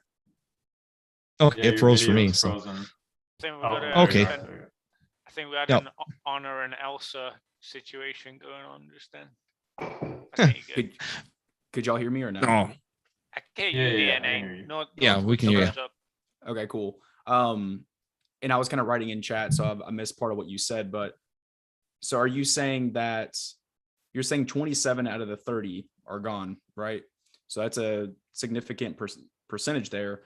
But you're also saying that, you have MJ Holdings and all these LGSs and whoever, stonked out holding a bunch of these boxes. So by saying that, are you saying that, Modern is investable or it's not investable, I guess? My point is that I think that it is more investable than people think, because the theory is that so much of this product is being held. Everybody's holding it close and not using it. But when you see numbers like that all these booster boxes that are getting sold secondary, like myself, at that 175 range, out of 30 of them, only one is being held open or was the intention of being kept open. And how many of these are being sold at that price range? How many of them are being opened up for these chase cards right now in just Evolving Skies alone? And not being held. So if they're not being held and they're being opened at that price, that makes them investable, because there is going to be less of them and less and less and less of them. Everyone that's sold at that price range on TCG Player. In theory, it's a very small sample size. Take that in consideration. It's a sample size that you couldn't even see with a microscope compared to how many boxes are sold on TCG Player. I think the last time I looked yesterday, there was over 230 boxes sold on TCG Player at that $170 range. But Yeah. if only 1% of those is being held, that's a heck of a loss of booster boxes when you're looking at sealed investment. DNA and Retro, do you guys have sealed product from the past year or so, the past few sets? I have Darkness Ablaze because I bought 3 boxes, and excuse my French, I fucking hate that set. It's so bad. Yo, the scissor though, the rainbow rare scissor is fire. That Yeah, card is but sick. you have a VMAX chase card, like a regular VMAX. Like it's I have 2 boxes over here behind me somewhere, but yeah, I think it's such a bad set. The only thing, and I mentioned this to you previously, Oak, but the only thing that I'm like investing on, because I pretty much collect PSA slabs and I try to flip a little bit, but I'm not in it for investing personally. The only thing that I have is I have like, I forget how many I have. I think it's like 70 sealed Greninja Gold Star promos or something like that I bought, because I bought them for like $2 or $3 a piece. And I was like, the upside potential of this is pretty strong. And every single time I was selling bulk off to Troll and Toad, or I was, selling something to Troll and Toad or whatever, I would just take that money and put it back in Greninja Gold Stars. It's a sick card, man. It's a cool card. And I want to hear y'all's opinion on this too. And obviously want to hear your answer to what Oak just had to say, but so we can look back at the Shining Legends Ho-Oh, and that card's what, like $22, $27 in a sealed promo now, I think, something like that. And obviously there's a heck of a lot more of the Greninja Gold Star promos, but obviously that puts that takes us back to the Shining era, in Neo, where Gold Star takes us back, the EX era. So do you think that card has similar potential to that Shining, Legends Ho-Oh? Because if it does, I mean, at $2 or $3 a pop, if that card has $20, you're 10xing your money. But then again, Modern PK just said that, and a lot of other people are saying that the Celebrations ETB is a modern bag because there's so much of it out there. Yeah, so I mean, so there's a lot of promos out there. Obviously, there's a lot more, like I said, than the Shining Ho-Oh. But I don't know, I figured it couldn't hurt, and I like the card a lot, and I'm gonna sift through them one day and see which one doesn't have print lines and which one isn't bent, and try to get a PSA 10 out of it. Yeah, so that's the one thing I will say like could potentially save the Greninja. First of all, like I think Ho-Oh and like a Shining. I mean, it is a gold star, so it's tough. But Ho-Oh is definitely like a more popular Pokemon than Greninja. I'm sure somebody out there will disagree with me, but that's just my opinion. Um, Condition rarity to me could be like the one thing that saves the Greninja Gold Star because they're not all minty. They're just not. Like they come even sealed. They come with like little corner dings, whitening that you can see through the cellophane wrapper. So I could understand somebody paying like a premium for like a, you know, like a black label or a CGC 10 or a PSA 10 or whatever. As far as the raw stuff goes, I mean, just in like the Pokenomics Discord, dude, when all the celebration stuff was coming out, I mean, there was probably like 5 or 10 people that had binders and binders and binders full of like hundreds and hundreds of the Greninja Gold Stars. So there's a lot of people that are kind of making that play. To use like a finance term, I think it's kind of like a crowded trade. But it's a cool card. It's a gold star. I would just kind of like look at like the stained glass birds, for instance, and like look at how those have done, even in like PSA 10 prices. Because that was like a really cool looking card. Yeah, exactly. And I'll just kind of like look at, you know, what that's selling for right now, and like, you know, even in high grade. Yeah, Charizard V, exactly. So to me, that would just be my worry. But again, like you said, you know, like if they do, you know, if supply gets eaten up to a certain point, yeah, and they go to $20, like that's good money. But yeah, those would just be kind of like some of my like pushback points, I guess. Yeah, and obviously, you know, sealed promos are always going to go more than they are, you know, cracked open. I personally like sealed promos. That was just like a little small stack of the sealed promos that I have. I just grabbed a few more, but I have like some of the Shining Ho-Ohs, and then I have the EVV Max. I think is going to do terrible long term. That's just my opinion. I think it's such an ugly card, even though it is an evolution. But yeah, like the Zacian and Zamazenta gold cards, you know, I just think they're kind of cool. I like having them in card savers. As I'm holding up 150 EV VMAXs for you. Ryan, What do y'all show you guys what I've got? What do you guys think of GameStop promos? Like, what do you think of like stuff that's like kind of a Pokemon promo, but like it's like a little on the outskirt? I feel like it's like kind of on the outskirt, that kind of stuff, like Toys R Us promos and that kind of stuff. They get a little bit of love from the people that love them, but the people that don't really know about them, I guess what it feels like to me. There's just so much. Like if you look at Japanese Pikachu promos, for instance, there's so many. Now some still command high prices, but if you look at like the Yokohama Pikachu, like those prices have fallen off a cliff. A lot of the Poncho Pikachu prices have kind of fallen off a cliff. Now they're still up a lot from what they were, obviously. So like if you were holding like a large stack of those, got them graded, whatever, like you're caking up, like you're doing really well. But there's so many Pikachu promos out there, and so it's really hard for like any one to do good. And they're all great. They all have really good art. They have cool releases. You know, this one came from a Pokemon Center in Tokyo. This one came from this event. This one came from that event. But again, there's a lot, you know, and so like a lot of those PSA 10 Pikachu promos are selling for like $40. But again, if you're in it like $1 and you can grade it like 10, you know, in volume that pencils for sure. But yeah, again, for me, it's just time value of money, right? Like I like to keep things moving. So I'm not really into like sitting on like a maybe. I'm more into like buy stuff under market, buy minty raw singles, get them graded, get them out the door, keep the money turning. And then I take like a large percentage of the profit I'm making and I throw it into vanilla ice cream ass investments. You know what I'm saying? Like dividend paying stocks, indexes, companies that I believe are undervalued, maybe some crypto positions here and there, not really recently, but so that's just how I operate. I'm not saying that like I'm 100% right and sealed modern isn't going to go up, or that the Greninjas aren't going to go up or anything like that. It's all time value of money for me. And then if I'm wrong, right? Like if I were to spend $300, $500 on like a case or a Greninja promo or whatever, and I have like 50 Greninja promos and they don't appreciate, then I'm going to be sitting there with like all these promos thinking like, dang, you know what I mean? Like I have all this stuff that's just kind of worthless to me. I'm holding such a small position. It's not like a huge deal. I mean, like 50, $70 in that scenario. I mean, obviously it could be better elsewhere, but I really like the promo and I think it has some potential upside. I don't know, but this is the best promo I've ever gotten right here. They're super, super rare. That's fire. That's fire. Basic.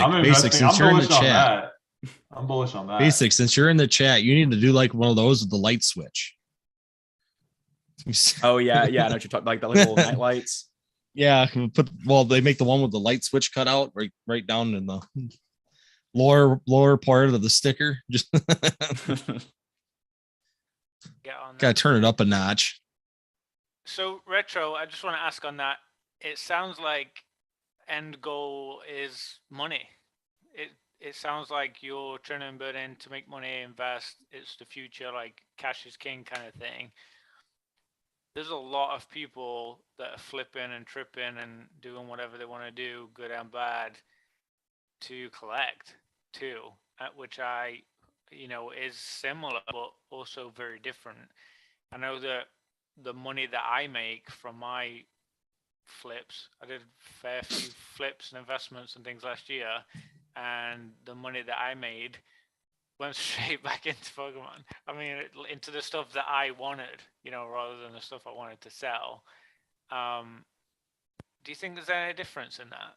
Like, do you think, like, is kind of what I was alluding to earlier, like, is there a right and wrong in any of this? Because it feels like there's a lot of opinions in all this recently. Yeah. There seems to be a lot of strong opinion, and does there mean anything like with either way that you do it? I don't think so, because like again, it's what are your goals? Like if your goal is to build out a collection and do it under market or do it cheap or do it for free because you're making flips here and there and you can buy the cards, buy your chase cards, buy your grails and continue to build out your collection, I think that's great. Like I think that's an admirable thing to do. For me, like my channel is definitely like more financial. And again, like my goals are primarily financial, but that doesn't mean like I don't love this, right? Like I wouldn't be able to be successful in this if I didn't love it. And if you don't understand the qualitative side of the market, you're not going to do well as a flipper, right? Like if you look at all the dudes that are crushing it, like the Dans and ZNGs and Nick Old School Pokemons of the world, they love this, right? And that's why they're killing it. And so if you don't have an understanding, like I would not be able to do well in Magic the Gathering trying to flip that because I don't know Magic that well. Like I understand the market a little bit, but I didn't grow up with Magic. I don't really have a connection to Magic. I grew up with Marvel and Pokemon and Yu-Gi-Oh, right? So like I love this stuff, and the people I meet talking to you guys, like I love that, right? And like so I have fun being here, but what gives me joy is the grind and the hustle and the flip. It's not so much like building out a large collection. So like when I'm 40 years old, I'll be okay if I don't have a single card. Like I really will. And I'm not saying that makes me like better than anybody else, or like if you're a collector, I look down on you or anything like that. Everybody has different goals, right? And so like to your initial point, like I don't think there is a right or wrong. It just depends on what your own personal goals are and like what makes you happy, right? And like money isn't everything. So happiness is important, and it's like what makes you feel fulfilled and happy at the end of the day. And if for you that means like continuing to build out like an awesome collection through whatever means, then like you're not wrong for that, right? Like everybody has a place, yeah, just my take. Well, you're exactly right. I mean, that's the biggest thing in this hobby, and we keep getting these little bickerments all over the place on what's the right way to invest in Pokemon. And if you love the hobby and you enjoy what you're doing and you enjoy the community and you enjoy what you're working with, aren't you winning? I mean, if you're doing and fulfilling what you want to do, aren't you actually winning at what you're wanting? I mean, if you're building your collections, if you're increasing your like I like call it war chest for that bigger item, that bigger purchase by using the flipping method. Or if you're looking at long-term investment because you want to be passive. I mean, some people want to do a passive investment style. So yes, buy a higher profile set like battles or not battle styles, but Brilliant Stars or Evolving Skies or Vivid Voltage and put it away and wait. I mean, yeah, it's not going to perform like you could do with a lot of other investments. I mean, if you get 5% a year on it, you're doing great, but you're not doing anything with it. You're forgetting about it. And these are all things that, well, why fight about it? Everybody's enjoying it. And if everybody's enjoying it, then let everybody do their own thing and have fun doing it. We can have a good community, a good sit down like this with different mindsets and really enjoy the hobby in general. And it would be boring if everybody just agreed with each other and nobody had like any individuality, excuse me. It'd be kind of boring, right? Like it's fun when people have different opinions and different takes and different predictions. If everybody was just like bullish, everything's going to the moon 24/7, I agree with you, you agree with me, then like that wouldn't really make for good content. And if you don't look for conversations that with people that might push back against your opinions or your points or give you a different perspective, and you just constantly live in an echo chamber, I feel like you might not do as well and you might not have as much fun, right? And you might have more of a chance of getting burnt out. And if you constantly like look to other people for approval or affirmation or like what to buy or what to enjoy and don't just kind of like enjoy what you're doing in a bubble, to me it's like when you buy something for a collector's piece, you should love that because you love it. Like when no one else is around, if you couldn't show anybody on Instagram, if you couldn't show anybody on Facebook or YouTube, but you are just genuinely happy, like you buy that slab, you get it and you look at it and you're just like, yes, you know what I mean?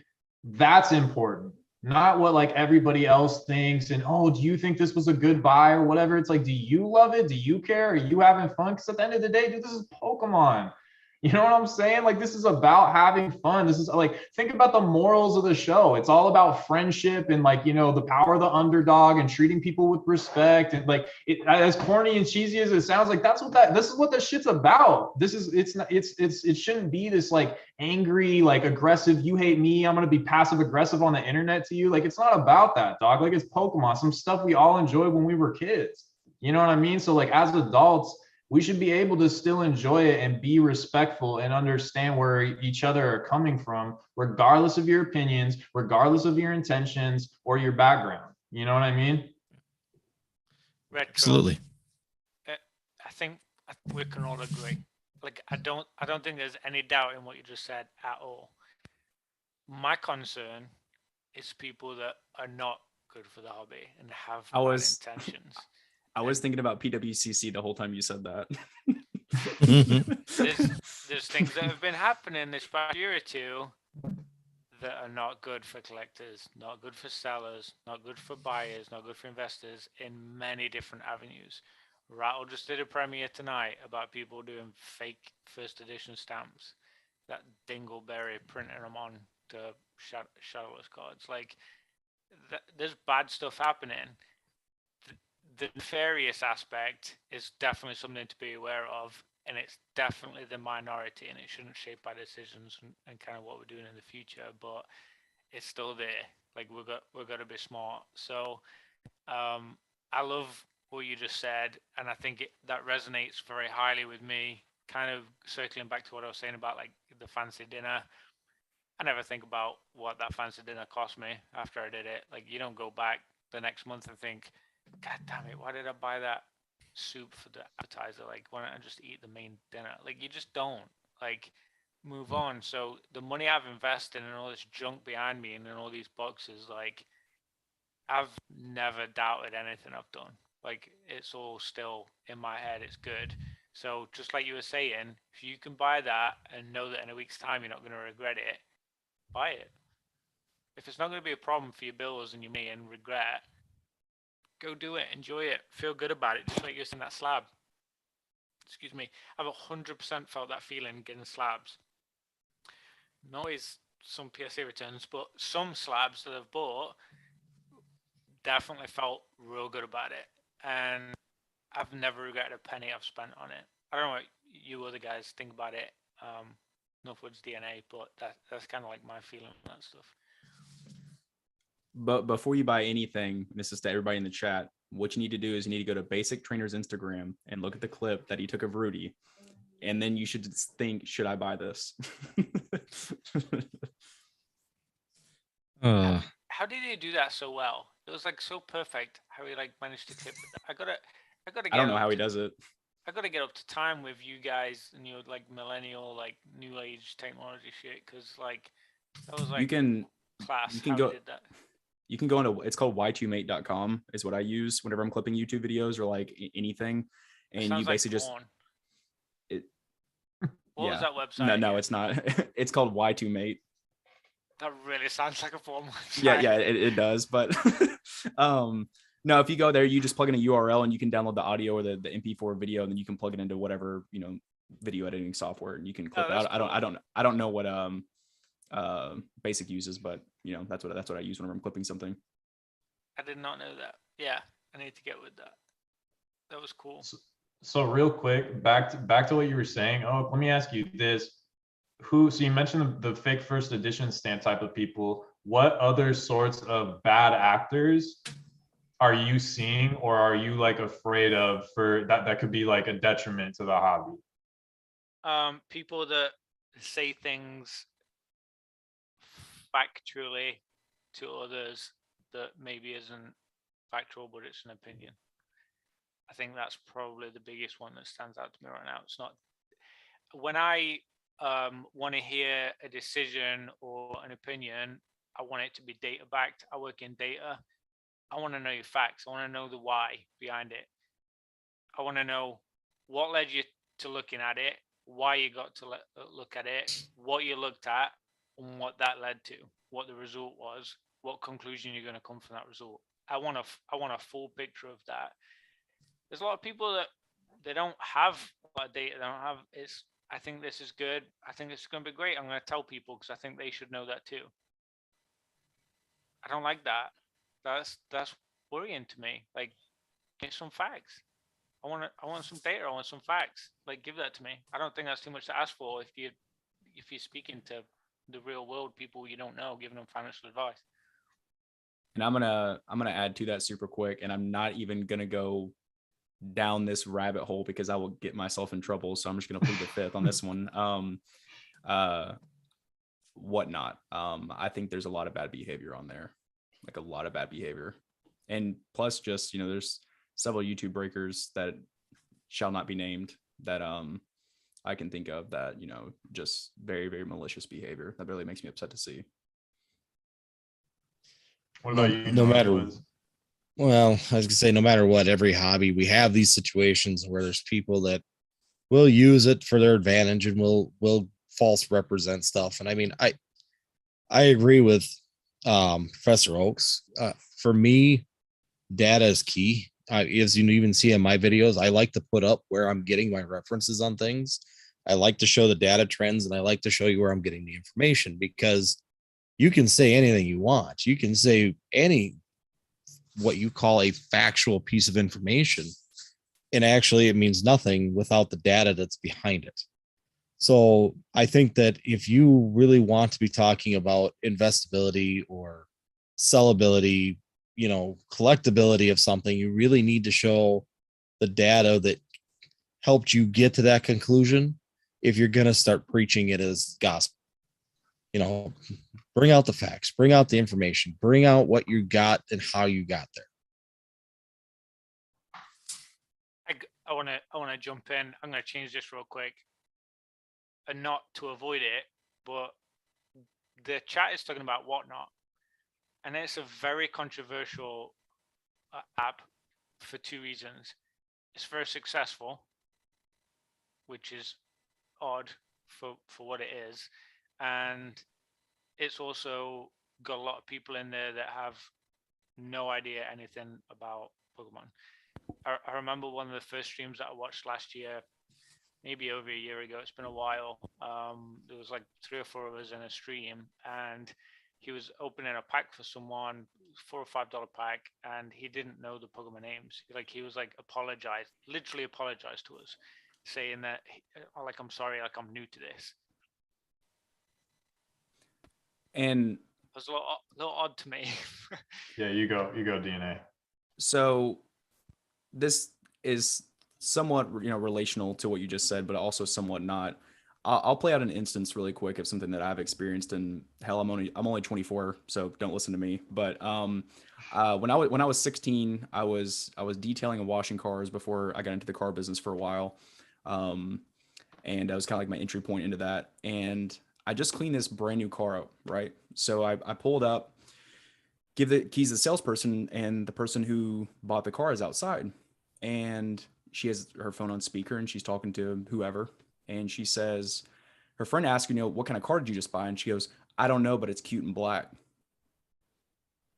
So if you're telling me that there's somebody who's willing to buy a car and you can look up and the dealership name is right there, and there was it was like a 3 dealership lot, but people can get online and spend $8, in the same shape, way, or form over and over and over again.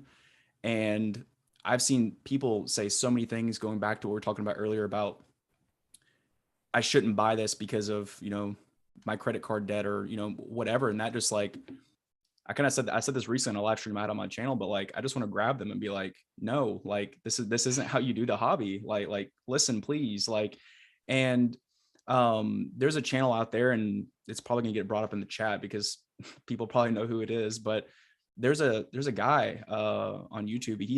Have you ever heard of Slabaway? You know what that is? You know what that is, Retro? I know exactly who you're talking about. Say his name again. I'm Sorry, not saying his name. Y'all can infer if you Oh. want. Y'all can toss in the chat if you want. But Okay. but yeah, it's Slabaway. So this dude is selling super fucking inflated PSA prices, like basing his sold pricing and sales data off of buy it now listings on eBay that are 50% above what the cards are actually selling for. And then these people are paying $25 to slab the card away so they can purchase it at a later date, like on a Friday or whatever. Like, it's just malicious behavior. And I like to sit in those live streams sometimes and just watch, just because like I like to see, just stay actively engaged in the hobby and see, see some of the bad parts, the good parts, whatever. And someone asked him and said, have you ever had somebody tell you to quit buying things or something along the lines of that? And he came back and said, yeah, I had somebody tell me one time, and I've talked to Oak about this before. He said, I had someone tell me one time that, don't let me purchase anything else.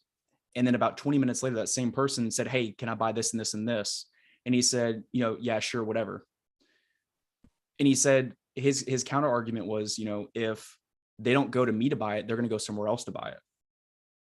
It's like almost like you're an illegal dealer, of certain things, at that point where it's like, I don't know. It's just like, we should be having fun. We should be engaging. We should be encouraging people in the hobby to be making good decisions, and that's why I love listening to all aspects of everything. And the fact that we have people who are just intentionally hurting collectors and hurting people financially, knowingly. I mean, obviously that's what intentionally means, but it's just, it's super upsetting, and, it hurts me to see.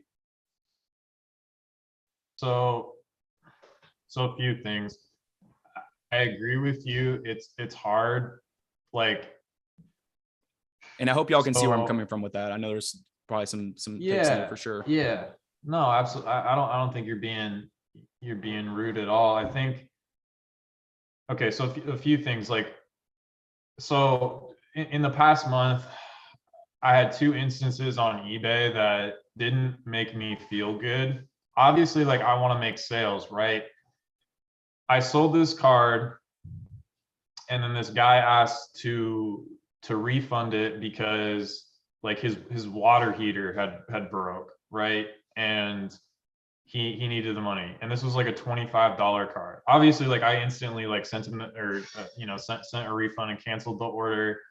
But you could just tell, like, just the way he was talking, like he wasn't in a good financial spot. And like, again, obviously I want to make a sale, but not to somebody that really needs that money, right? And then this other guy bought some stuff off of me, and then asked me what I would do price wise on this other slab I had. And I told him, and he's like, oh, I really want it, but I can't afford it right now, but I'll come back next payday and buy it. And I'm like, I didn't say anything, but I'm like, dude, like, if you have to wait till next payday to buy this, like, please don't buy this. You know what I mean? And maybe I should have said that. And I kind of have said that in like a nicer way to people before. So I definitely see where you're coming from on that. There are always going to be people in anything with malicious intent.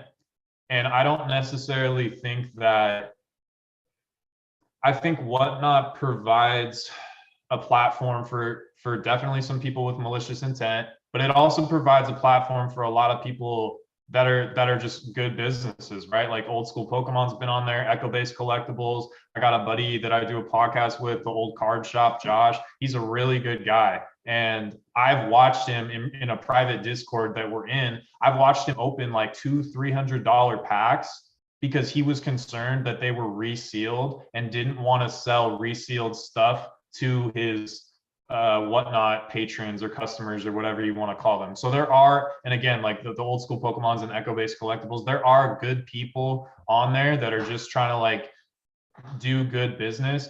But I would say businesses in general, their primary goal is to make money. And so Whatnot is going to have potential for predatory behavior. eBay is extremely predatory, in my opinion, right? So you lose a bid, and what does it say? Oh no, you have been outbid. Bid higher to win this item, right? The sorts of language they use, or you lose a bid, they send you an email with a frowny face that says, oh no, you didn't win this item. Let's help you get what you want, right? Or PWCC, when and on top of that, eBay hiding buy it now prices.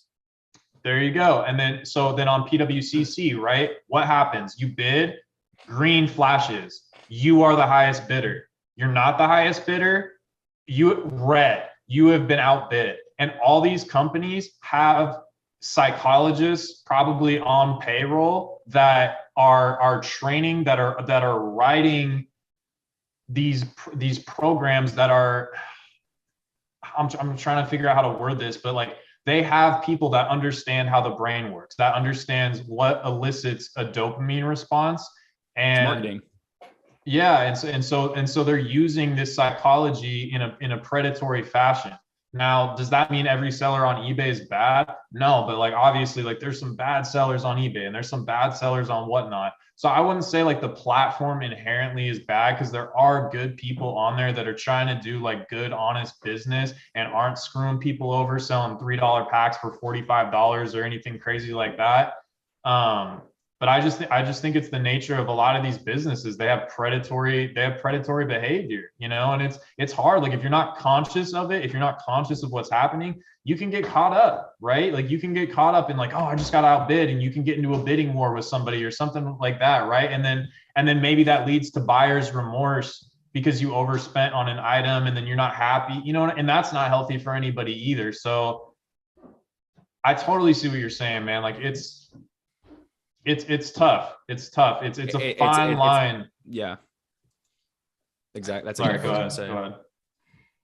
You know, the biggest thing is too, is that you, in this hobby or in any hobby or collectible sports cards, whatever it is, the one thing that you can learn and do the best is teach people to understand what's the best practices when you're in this hobby.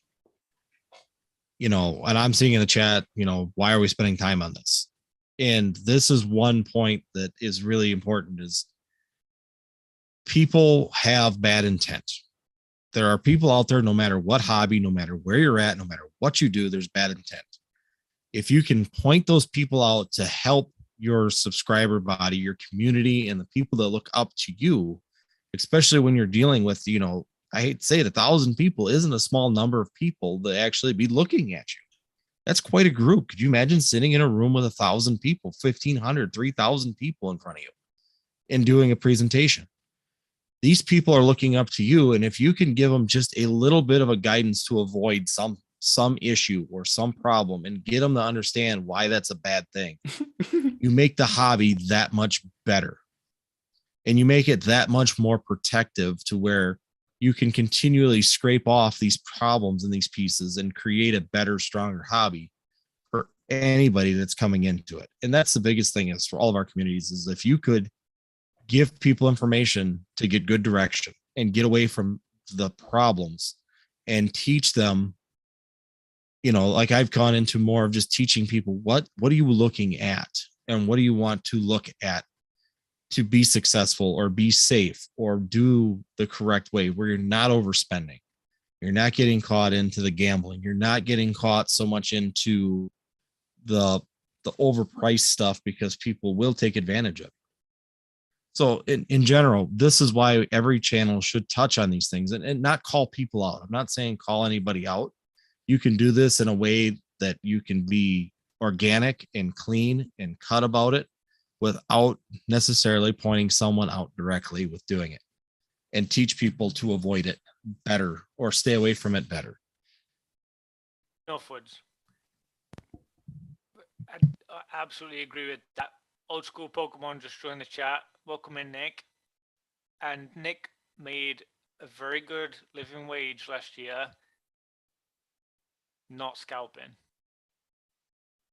It's that simple. Like, he didn't do crazy prices. He didn't convince people to pay crazy stuff or do silly things or enter this to try and win this or whatever. Mason just said in his video today, he was the lowest price on battle style boxes on TCG, and the guy's still making a wage. So we can sell ethically, and we can still make a profit, and we can still be having fun and people buying what they want at the prices they want.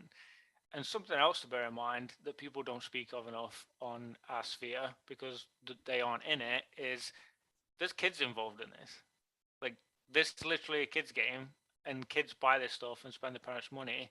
And whether the parents know or don't know, there are kids involved in this. So there has to be some form of shelter.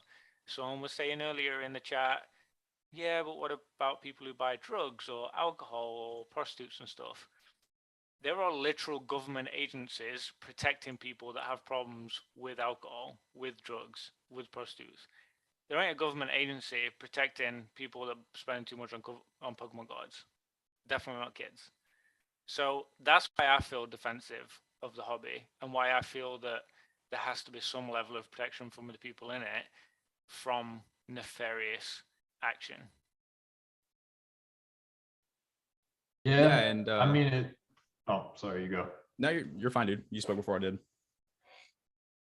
I would just say, like, I agree with you on the kids thing, but like no one should be taken advantage of, right? Like whether you're a kid or an adult, and like if you're taking advantage of people, like, yeah, like you know, you're not good for the hobby, because anybody that leaves because they're just burnt out, but because they got screwed over, like that's sad. You know what I mean? And like you're losing a potential friend, you're losing a potential, like, I don't know, a potential new YouTuber, right? Like a potential new business person, like whatever the case may be.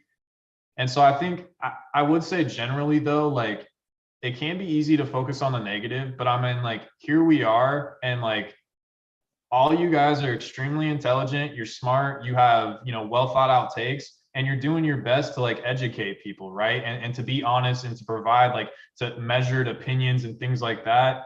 And I think that's important. And I think a lot of people, people definitely are susceptible to malicious intent, but I think people that want to be in this stuff for the long run are gonna find their way around to channels like this, to channels like Dan's, to channels like Nick's and Pokenomics and stuff like that. They're gonna find their way to the honest, genuine people that don't want to hurt people and do want to provide good information. And you can't stop people from doing bad stuff. There's always going to be bad actors. There's always going to be people that want to take advantage of people. But I think it's important to like that everybody here has like gone out of their way to take time out of their day to get on YouTube, to put themselves in front of people, to be vulnerable and try to help and try to be like a positive force, right? Like I think that that's important, and I'd like to believe that most people in this hobby will hopefully eventually find their way to a good actor. You know what I mean? Yeah, and not to change the subject, but I do want to touch base on this because we have some absolute legends in the chat right now. It's a packed house in here. So we were talking before we went live, while we were waiting on retro. I'm just picking at you, but no, we were talking before we went live about, Astral Radiance and a bunch of the cards that are going to be in that set. So my question to y'all is the Ashes Pikachu VMAX. Do you think that card is going to be in the next set? Because, and I could be wrong in this, and I think Oak said it earlier, but if I'm not mistaken, the next set is the last Sword and Shield set. Is that right? That we know of, or potentially. So I think so. So if Ash's Pikachu VMAX isn't going to be in the next set, I wouldn't imagine it would be in whatever the next generation of, expansions is. So is that card something to look at picking up, or, just some thoughts I was thinking about today? Because that card is kick ass. Like I said, there was, 90 trainer gallery cards in VMAX Climax. So I think they're splitting them up between the last thirds. But yeah, I'm kind of curious to know what some of these guys down here think. But I think we'll see it in that last set. I think that we're going to be seeing a lot of these clean up missing cards. And like to what Rattle said, I was thinking about it. If it doesn't make it in the next couple sets, that are coming up, is it going to be something like the Charizard Retro Ram GX box that we just saw that got released years after it was in standard format? Yeah. Talking promo. Yeah, I mean, potentially. I mean, Did they throw some of these in Pogo? Yeah. We got. I wouldn't think so. I don't know though. Yeah, Pokemon throws cards in the weirdest spots. Who knows? But it's an option. We don't have the full set list for Pogo yet, so they've done sillier things in English. What's up? What y'all's thoughts on Pogo? I'm gonna end up being hot on it just because it's Mewtwo. I love that ETB. That ETB is a really, especially Pokemon Center one's pretty sweet looking. But I'm a huge Mewtwo fan, so. What were you gonna? Has the big three in Pikachu. I'm happy. I mean, I think the majority of regular Joe Schmo is just like me. They're gonna want the big three in Pikachu. Mewtwo. Mm-hmm. They're gonna want the big hit, original OGs. Back in the day, before we got into the hundreds of Pokedex digits, it's got the special sauce. I am excited for that Mewtwo alternate art. We're gonna get a V-Star and an alternate. Mewtwo makes his first real debut in Sword and Shield and gets a alternate art right off the bat. Has that card been released yet? I have not seen it yet. Okay. I have been watching and I haven't seen it. Yeah, I've been told that there is going to be an alternate art Mewtwo. There's going to be a V-Star, a Rainbow, and then an alternate art.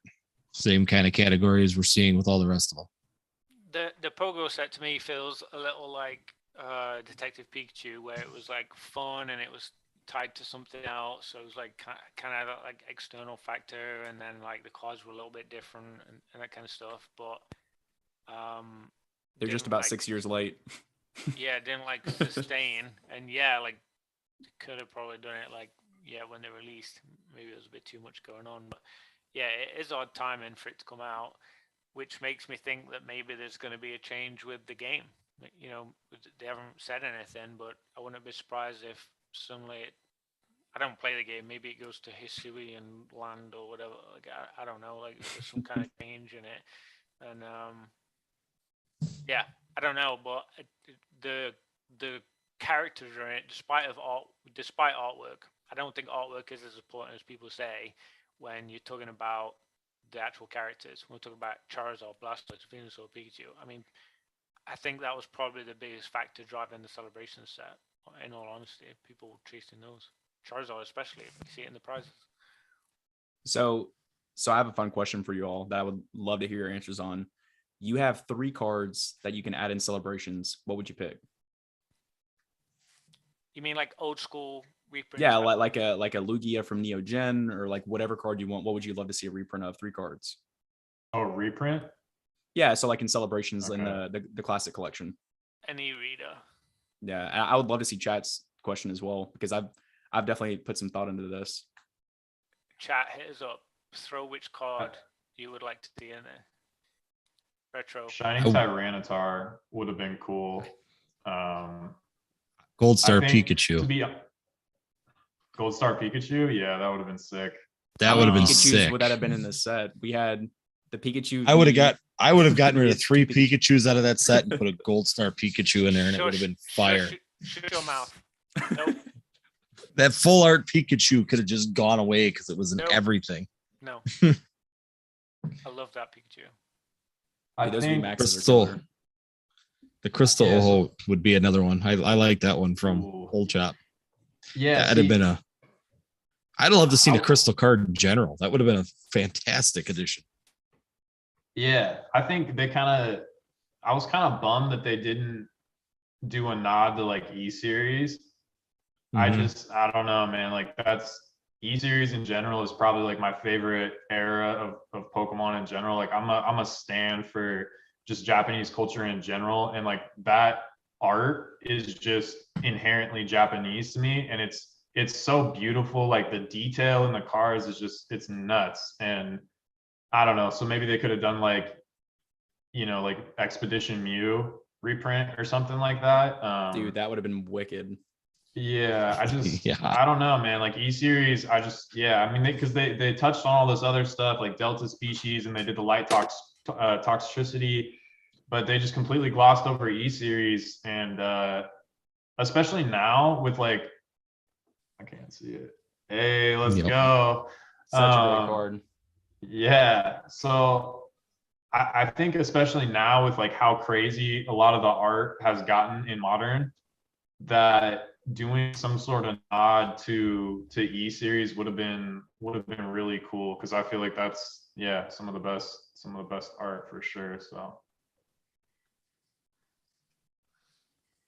Yeah, I just wish it seemed like Celebrations really skipped that center section from e-reader all the way up through like Heart Gold, Soul Silver. They really didn't take anything even from Neo.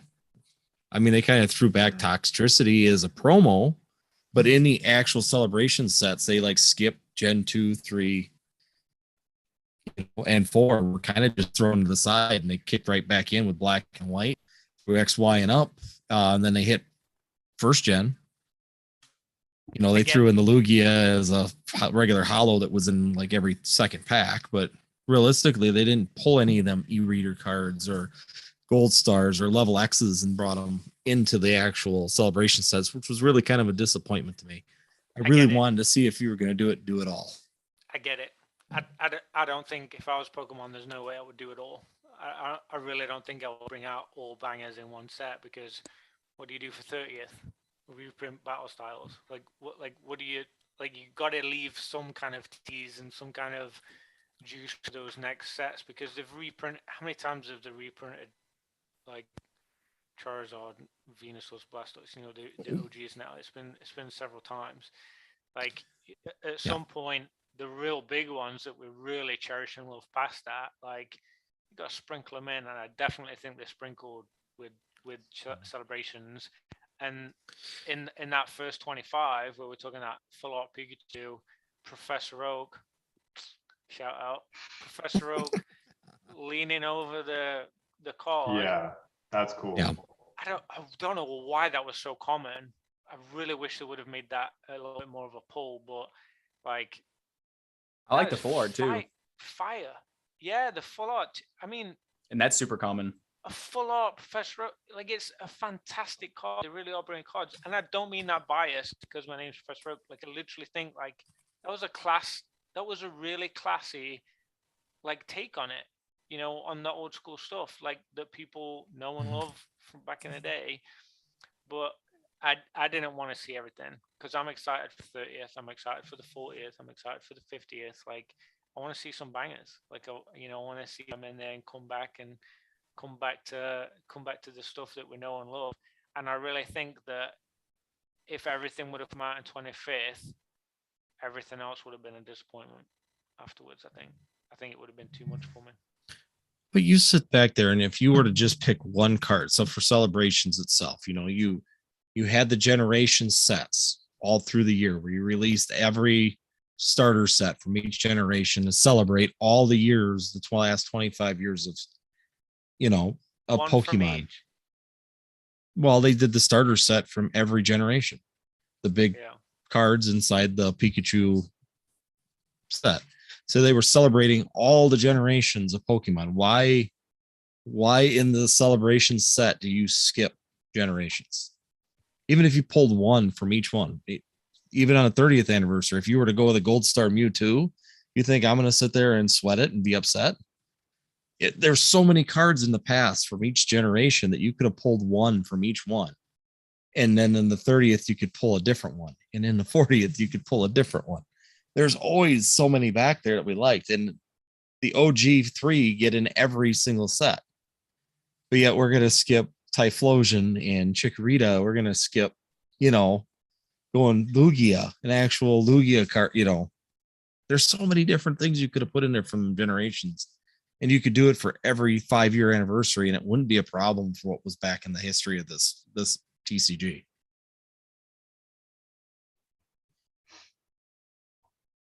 I think the 30th is going to be, so I think with the panorama and just like all the new wave of demand and like all the stuff that was kind of going on around the 25th anniversary, not saying Pokemon didn't do a good job.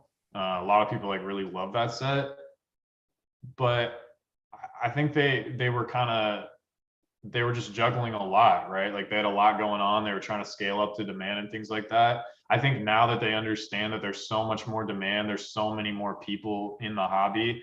I think the 30th anniversary is going to be stupid fire. I think it's going to be like just a crazy set because like they have more of an audience now, and there's more money to be made, and there's just more interest now, and that's something that's good, right? Because when stuff is dying, there's no incentive for the company to really put out their best work, right? But now that there's so much more money, so much more demand in the hobby, it gives Pokemon more incentive to be like, okay, like you want it, like we'll deliver, you know what I mean? And I think, yeah, I think the next like 3 to 5 years are gonna have some cool cards, man. I really do. I think things have definitely like changed for the better for sure. And yeah, I'm excited. I'm excited to see where it all goes, man. I really am. I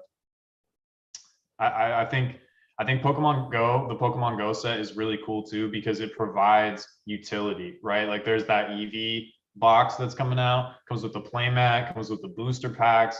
I think it comes with like a pin or something, and then it comes with a code card that allows you to like catch the Radiant or Shining Eevee or whatever it is in the game. And shiny hunting for even people that don't collect the cards, shiny hunting for people that are really into the games is a huge deal. So a lot of these people that are just so into shiny hunting might now come into the TCG and open packs and buy these products just to get the code cards so that they can catch these Pokemon in Pokemon Go. And then that might bring in like a whole new wave of people that are or get reintroduced, I guess, to the TCG because they open a few packs and they're like, oh, like this is fun. Like, why haven't I been doing this? You know what I mean? So I think Pokemon Go is going to do well. I think some of the arts that have been released are actually cool. I know not everybody's like a fan of the CGI kind of stuff, and that's fair.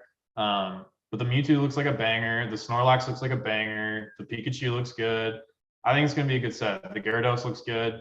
And again, like the utility of it is really unique, right? Providing those code cards, providing like, I don't know exactly like if everything's been released yet, but if you can pull like a special code card or something out of your pack that allows you to catch like a shiny anything, right? Like that could almost be a chase card, right? Like where the amazing rares or the baby shinies went, put like a code card that allows somebody to like catch that shiny Pokemon, and that could be like its own hit. You know what I mean? Like I feel like them kind of cross branding and connecting it back to Pokemon Go is a really smart business move.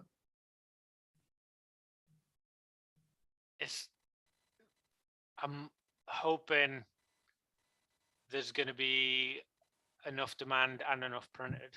I want people to be excited about it. I want people to enjoy it, and I want people to come in from the game. I think there's a lot of potential there for that crossover. Just like we're saying with Detective Pikachu, people that watch the movie maybe want a card. I don't know if we're too optimistic with that stuff, but it's definitely a cool concept. I want to switch just for 1 second on this because I know we were talking about that Pikachu that I got from Generations. I just saw Basic bring up Generations again. Won that regular Pikachu from it, PSA 10, $40. I just missed out. I just got outbid today on Sword and Shield base Pikachu. I mean, like one of the most common cards you could probably ever think of. Like literally. I sent you one in the mail, if I'm not mistaken. Literally got it right next to me, bro. This card, right? You sent me a beautiful one. Sent me the reverse holo version. I just tried Mr. DNA today to get a PSA 10 because I'm trying to build up my PSA 10 Pikachu collection. I thought, I'll grab a couple of moderns cheap that are already graded. I don't have to worry about PSA taking 3 years to open up value. So Pop 11, 2016 Pikachu, I paid $40 for PSA 10. The Sword and Shield base just went for 42. Not hey, I didn't know it was that expensive. Do you mind shipping that back? Yeah, I changed my mind. PSA 10. But like, what's going on? Like, people, a Pop 11 Pikachu from a set 6 years old is selling less for a Sword and Shield regular Pikachu that's prone to oblivion. Look at So, I think that you're talking about such a small dollar amount in comparison that going back to what Retro said like 15 times is, you have time value money. So if that card, do you know what the pop was on that Sword and Shield one? No, but I can grab it real quick. That's not a huge deal, but I mean, I guess it kind of does matter. But if you have a card that there's only 3 of on the market and the buy it nows are at 60 or $75, and I'm just throwing random figures out here, I mean, I'd spend an extra $3 to $5 if I had to wait a month to come out with another card. Personally, if I don't have to look for that card, if that's something I need in my collection, because it's not worth my time to do that. I'm not doubting that. What I'm doubting is why the hell a Generations Pikachu was going for $40 at Pop 11 from 6 years ago. It's an auction. I mean, it's just people miss out, Pikachu. Which is why I love auctions. Mm-hmm. It's crazy. That's crazy to me. Someone got excited and wanted it and overshot. Well, and because it's so no, sorry, go ahead.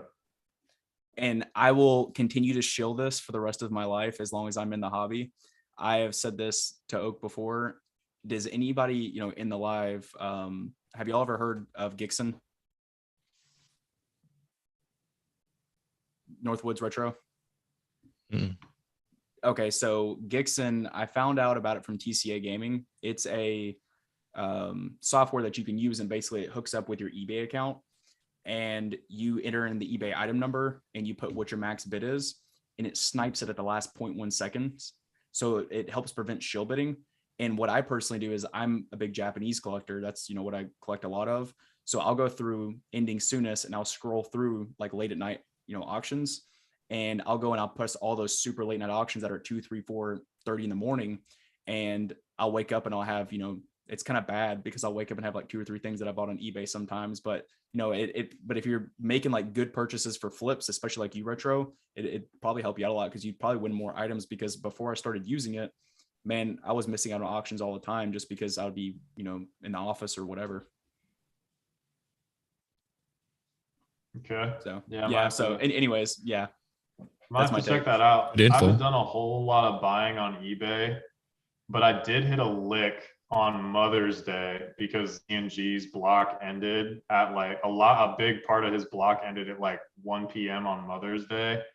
So not a lot of eyes. And I ended up getting a I'm pretty sure it's Mysterious Mountain. So it's Japanese Sky Ridge, basically. I got a PSA 10 Fortress for $124.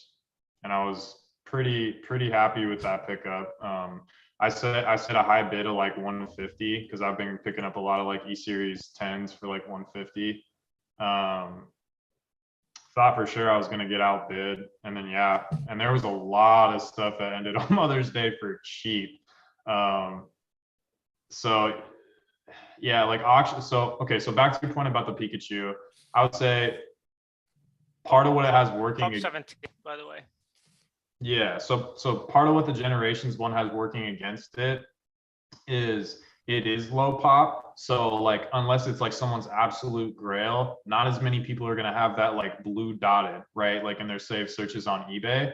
So and it's older, right? Like it's 5 years old. So if there's only 11 10s out there, people might just give up, right? Like 5 years is a long time to wait for like your card to come up, and it might not be like everybody's grail, right?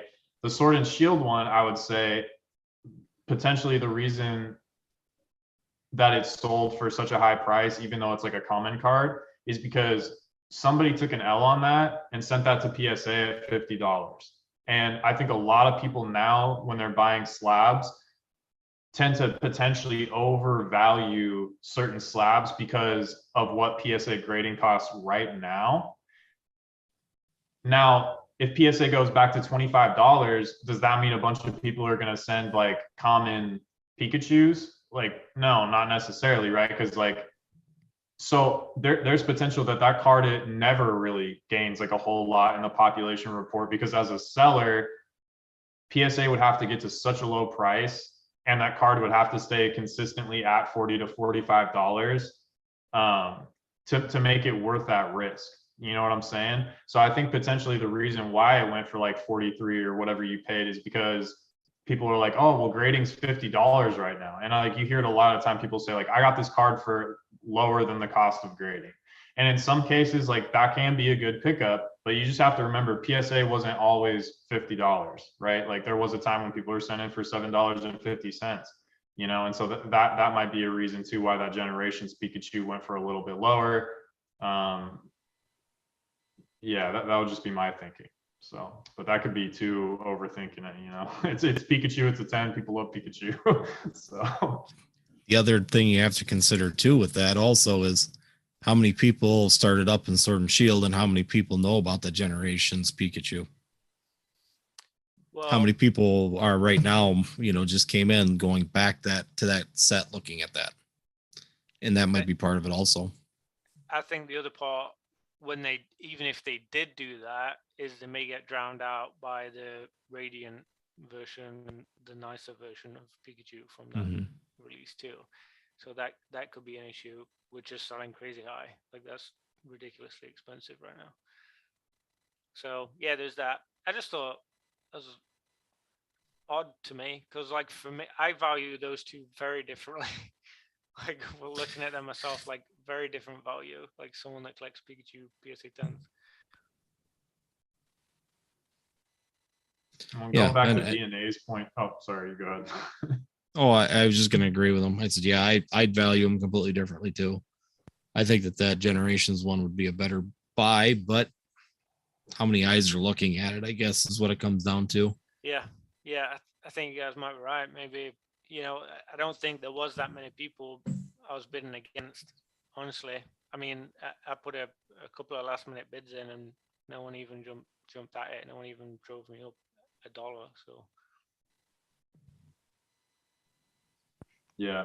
And going back to DNA's point about sometimes just like even if you could have got something for $10 or $15 cheaper, it's like if you really want it, like your time is valuable, and like how many hours are you going to spend like looking for that card just to save $10 or $15? It's like just get the card, you know what I mean? Like especially if it's low pop or whatever, like you don't want to be staying up giving yourself anxiety up till 3 a.m. searching on all these platforms trying to find that card. It's like if you can get it, just, you know, like sometimes it's just worth it to just go for it, you know, even if you are overpaying like $10 or $20, it's like like yeah, I overpaid, but like I got the card and I don't have to worry about it, you know. So that's valuable too. I would say. I've definitely done it. Yeah, I've definitely paid more than what I really wanted to, or more than, you know, that I thought it was worth or whatever, just to grab it. Yeah. There's that. I think that might be a mentality with like extra disposable income the past year or two too, with like modern cards. Like I don't think the value is like what they're selling at right now. I think it's, you know, like you say, grading was $50. Like that does change the mentality of the card. And when they're caught up, you know, which they'll never actually be caught up. Like people say that technically won't ever be caught up. They're always going to have some kind of stream coming in at PSA. But when they're caught up from the backlog, at least, back from last year. It's going to be interesting. Like say, maybe prices come down on grading. Maybe that affects the pricing. We all knew that there was a big backlog and all these cards were going to come pouring back and prices were going to drop because there's going to be so much on the market. But we still got Sword and Shield base Pikachu selling for $40. Like, I don't think that it's as bad as people are saying. You know, some of these cards, yeah, there's 5s and 6s and 7s. People's binder cards definitely ain't selling good, but the actual cards that people want, they're still selling like crazy. Every auction I see, it's selling. There's bids on them. And not to change the topic, and I feel like this is kind of a typical question, but I'm curious because this is my first time talking with Retro and Northwoods as well. If you could go back to any set, regardless of value, you couldn't sell any of the cards. You can open up one booster box, get whatever you want graded, and do whatever you want with it. What would you open up and why? Unseen Forces. That's an interesting answer. Unseen Forces, dog. Like, that is the most banger Typhlosion art of all time. The reverse hollow foil on that art is on that set is stupid. It's got Pokeballs in the background. When you move it, the Pokeballs fly through the air. I'm like a huge, like I've always been like really into martial arts. Like my mom played judo. She was like a junior Olympian for judo. And I've just always really been into like karate, kung fu flicks, and martial arts. So like I'm a huge Hitmon fan, like Hitmontop, Chan, Lee. And that set has like some of my favorite Hitmonchan, Hitmonlee, Hitmontop arts. I love that set, dude. I think it's a banger. It's got a Lugia, it's got the Typhlosion. Yeah, dog. Unseen Forces is fire. So that would be my answer. What about you, Northwoods? Marty hit mine. Neo Revelations. I love the Neo series, and Revelations is probably one of my favorite one out of them. So I'd definitely love to go back and open that and get those graded. Have some of them cards back in my, like I said, if I find my binder, I know I have some, but I had that as a sealed booster box, and I had a bunch of them. So that was a really fun set back when it came out, and I'd like to be able to go back to that set. It's just nowhere near my budget of being anywhere near looking at that set right now. Both good answers. What about you? Man, it's a toss-up, and I feel like I have a very unpopular opinion, but I've always, so probably the realistic answer is I've always wanted to open up Aquapolis. I've never opened up a booster pack. I'm working on completing PSA 10 Win from the Sea right now. I've never opened up Win from the Sea. I've just always, the artworks in that are just incredible. It would be a toss up between that and actually Call of Legends. Call of Legends is way out of my price range going to what you said, Northwoods. And I love the shiny set in there. Deoxys is my favorite Pokemon, and I would love to have that shiny Deoxys one day in my collection in a pretty good condition. It's so hard to find in good condition at a relatively cheap price. I will say the only set that I did not open from WotC when it was released was Skyridge. And the only reason being is I never saw it up here in northern Wisconsin. It just there was so little printed of it that it didn't distribute to the United States. It went to the major metropolis areas more. And I never had a booster box of it, a full sealed booster box. And I probably opened 3 packs of Skyridge in my life. And that's one of them things I really wish that I could have seen more of that product. Do you remember what you pulled? No, I don't. I didn't pull any good like hollows or crystals or anything out of it. I do know that if I would have gotten something decent, I definitely would have remembered pulling it. But and have you seen the box art? Oh, sorry. Go ahead, Oak. I was just gonna say I like the idea of Expedition because of it being the first e-reader set, and it was like that's so like alien to me as a kid. Like I never had any packs or like boxes or any of that stuff. When I saw it, I was like, what the hell is that thing? Like that's not a Pokemon card. That's like crazy. I just remember thinking like that is mental. Like that is literally like the most ridiculous thing I've ever seen. So now like I'm intrigued by it, because I never like opened up that stuff back then. So I think that'd be fun just for that part, you know. Plus, there's a crazy amount of banging cards in that set too, you know. I strive one day to have an art set of Expedition blisters. I think the blisters of Expedition are some of the prettiest blisters out there. I think they're so cool looking. Yeah. Yeah. I love the gold pack.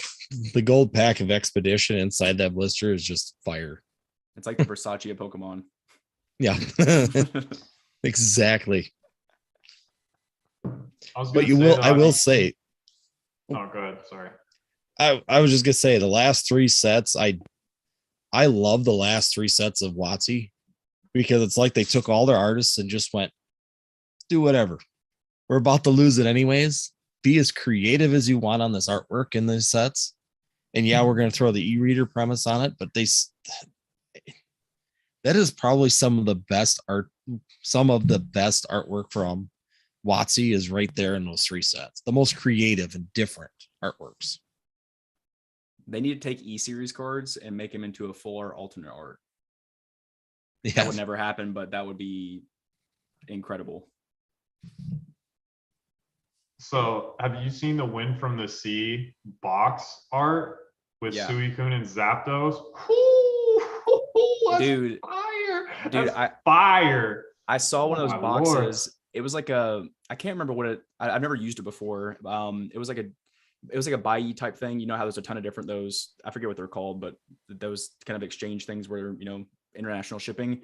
And that specific seller wouldn't sell to those companies who would ship it out to the US. Dude, no, Wind from the Sea box went for $2,800. Yeah. When was this? When this was like, this? Dude, I swear it was like 3 months ago, 2.5, 3 months ago. Huh. Okay, that's crazy, man. Yeah. I'm constantly looking for Japanese E-Series on Buyee. I haven't seen anything wasn't on but Buyee. Expedition boxes. Oh, okay. Yeah, it was on some other, you know, shipping kind of source. What's the name of those companies or that type of shipping company? What's it called? I can't think of Proxy it. service. Buyee. Yeah. So it was like some other Japanese proxy service, and they didn't ship anywhere in the United States, and I could only find it on that one specific website. Couldn't find it on any other ones. It was like $2,800, $2,900. I'm a buyer at that all day long. Oh, Holy dude, for guacamole. Sure. Yeah. My God. I literally sat there for an hour trying to find other websites to buy that on to see if there's some way to get around it, and I couldn't figure it out. You got to get a Japanese middleman at that point. Holy. Yeah. $2,800, dog? Because I mean, like at that, like that's 20 hollows. You're plus EV on that for sure. Like if those cards are like, oh man, I don't even want to talk about that. That's hard to hear. Yeah, it hurt a little bit because the way I personally collect, I like to do collect the entire hollow set in slabs, and ideally I would like to have a pack of an art set, blister packs, and then like a booster box, and that's just makes collecting a nightmare and shitty because it's so difficult to do and so expensive. And that's why there's so many holes in my collection. But that's like a long-term goal, is like I have 2 or 3 sets that I'm like really, really working on and trying to stay isolated. And going back to what Oak said earlier too, is anytime I'm flipping something and making money, it's going back into filling those collection holes. So let me ask you this. What made you gravitate to Japanese E-Series over English? Is it just a price point thing, or do you like prefer it? And I talked to Rock Pokemon on my channel about this here recently on a live stream we had 2 or 3 days ago. And mainly it's price point, because it's artwork to price point. And going back again to what you said earlier about opening up Japanese E-Series 1 Expedition, you know, that Charizard in a PSA 10 is like $1,200. It's like $1,000 to $1,250 card. Mm-hmm. Where if you look at the English version, it's like 17 grand. I think it was last sold on it, but it's PWCC. So, but take that for, you know, what it's worth. But it was like, it was like 17 grand. Where, you know, I can pick up this Mew right here in a PSA 10 for less than $1,000, and there's no telling what this card would run for in English. You know what I mean? So they're higher pop, they're cheaper, and you get the same artwork, because it's like, you know, none of us are playing the TCG with these slabs. I just like enjoying the artwork. It's probably an unpopular opinion, but that's my take. No, not at all. I'm actually about to make a video here probably this weekend on like why I'm conservatively bullish on Japanese E-series. So I just wanted to hear your opinion. That's funny. Yeah. That's the only thing that I'm holding long term. I'm collecting Japanese E-series 10s. So It seems, and I want to hear your opinion because are you an LGS owner, or do you say somebody who owns a LGS or something like that? No, I got a buddy who owns the LGS, but he's more of like a sports guy. Okay. He does sell Magic and Yu-Gi-Oh and Pokemon and stuff like that. But I've been kind of like helping him. I'm gonna try to have him on the channel in the next couple of weeks too. But I've been kind of helping him with TCG stuff. I might like do his website for him. And so like we've been kind of working together. But I don't personally own like a LGS or anything like that. Yeah. Okay. I forget why I even asked that now. But yeah, no, I mean, it's really just price point, and not remember what I was going to ask. It's because I personally find that over, or between English and Japanese, it seems like Japanese hollows in a 10 or in a 9 are much more stable than English cards. And I want to hear your take on that, because that's what I've noticed. Yeah, I don't want to give all the sauce away because I want to make a video, but Okay. yeah, I definitely agree with you. I also think when it comes to price appreciation, as far as like percentage gain, I think that Japanese E-series has potential for more price appreciation on a percentage basis than the English E-series cards do. So, well, I hope you're right, because that's like 50% of my collection. So yeah, man, we'll see. Conservatively bullish, but yeah. Sorry, go ahead, Oak. I'm gonna grab a bourbon real quick if you guys don't mind. But I'm gonna slip in there that I think that's because it's collectors buying and not people trying to make stonks. Just my opinion. Mm-hmm. I'm gonna grab a bourbon. and then after watching retro video, everyone's gonna stonk out on Japanese.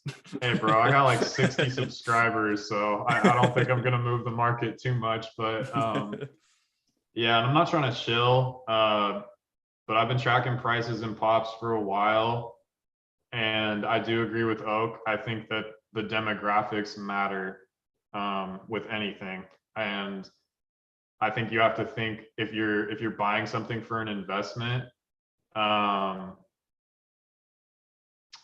I think that you need to be thinking about the demographics of the kinds of people that are buying the cards that you're investing in. And I agree with Oak that the kinds of people buying, like, not just Japanese E-series, but E-series in general, these cards aren't playing hot potato. They're not, going into somebody's collection, they're hopping out a month later for $300 more. The kinds of people buying these cards, in my opinion, are like collectors. And that's why it's really, really hard to find certain cards in a 10, because they just don't come up a lot. Like the Aquapolis Slow King, for instance, the Japanese version, there's one on eBay. One. I have one right here that, dude, I hate to like flaunt my collection or like talk about it or whatever, but dude, the Slow King, he's looking right at like the biggest swirl ever. It's such a cool card. That's actually my favorite artwork from A Wind from the Sea.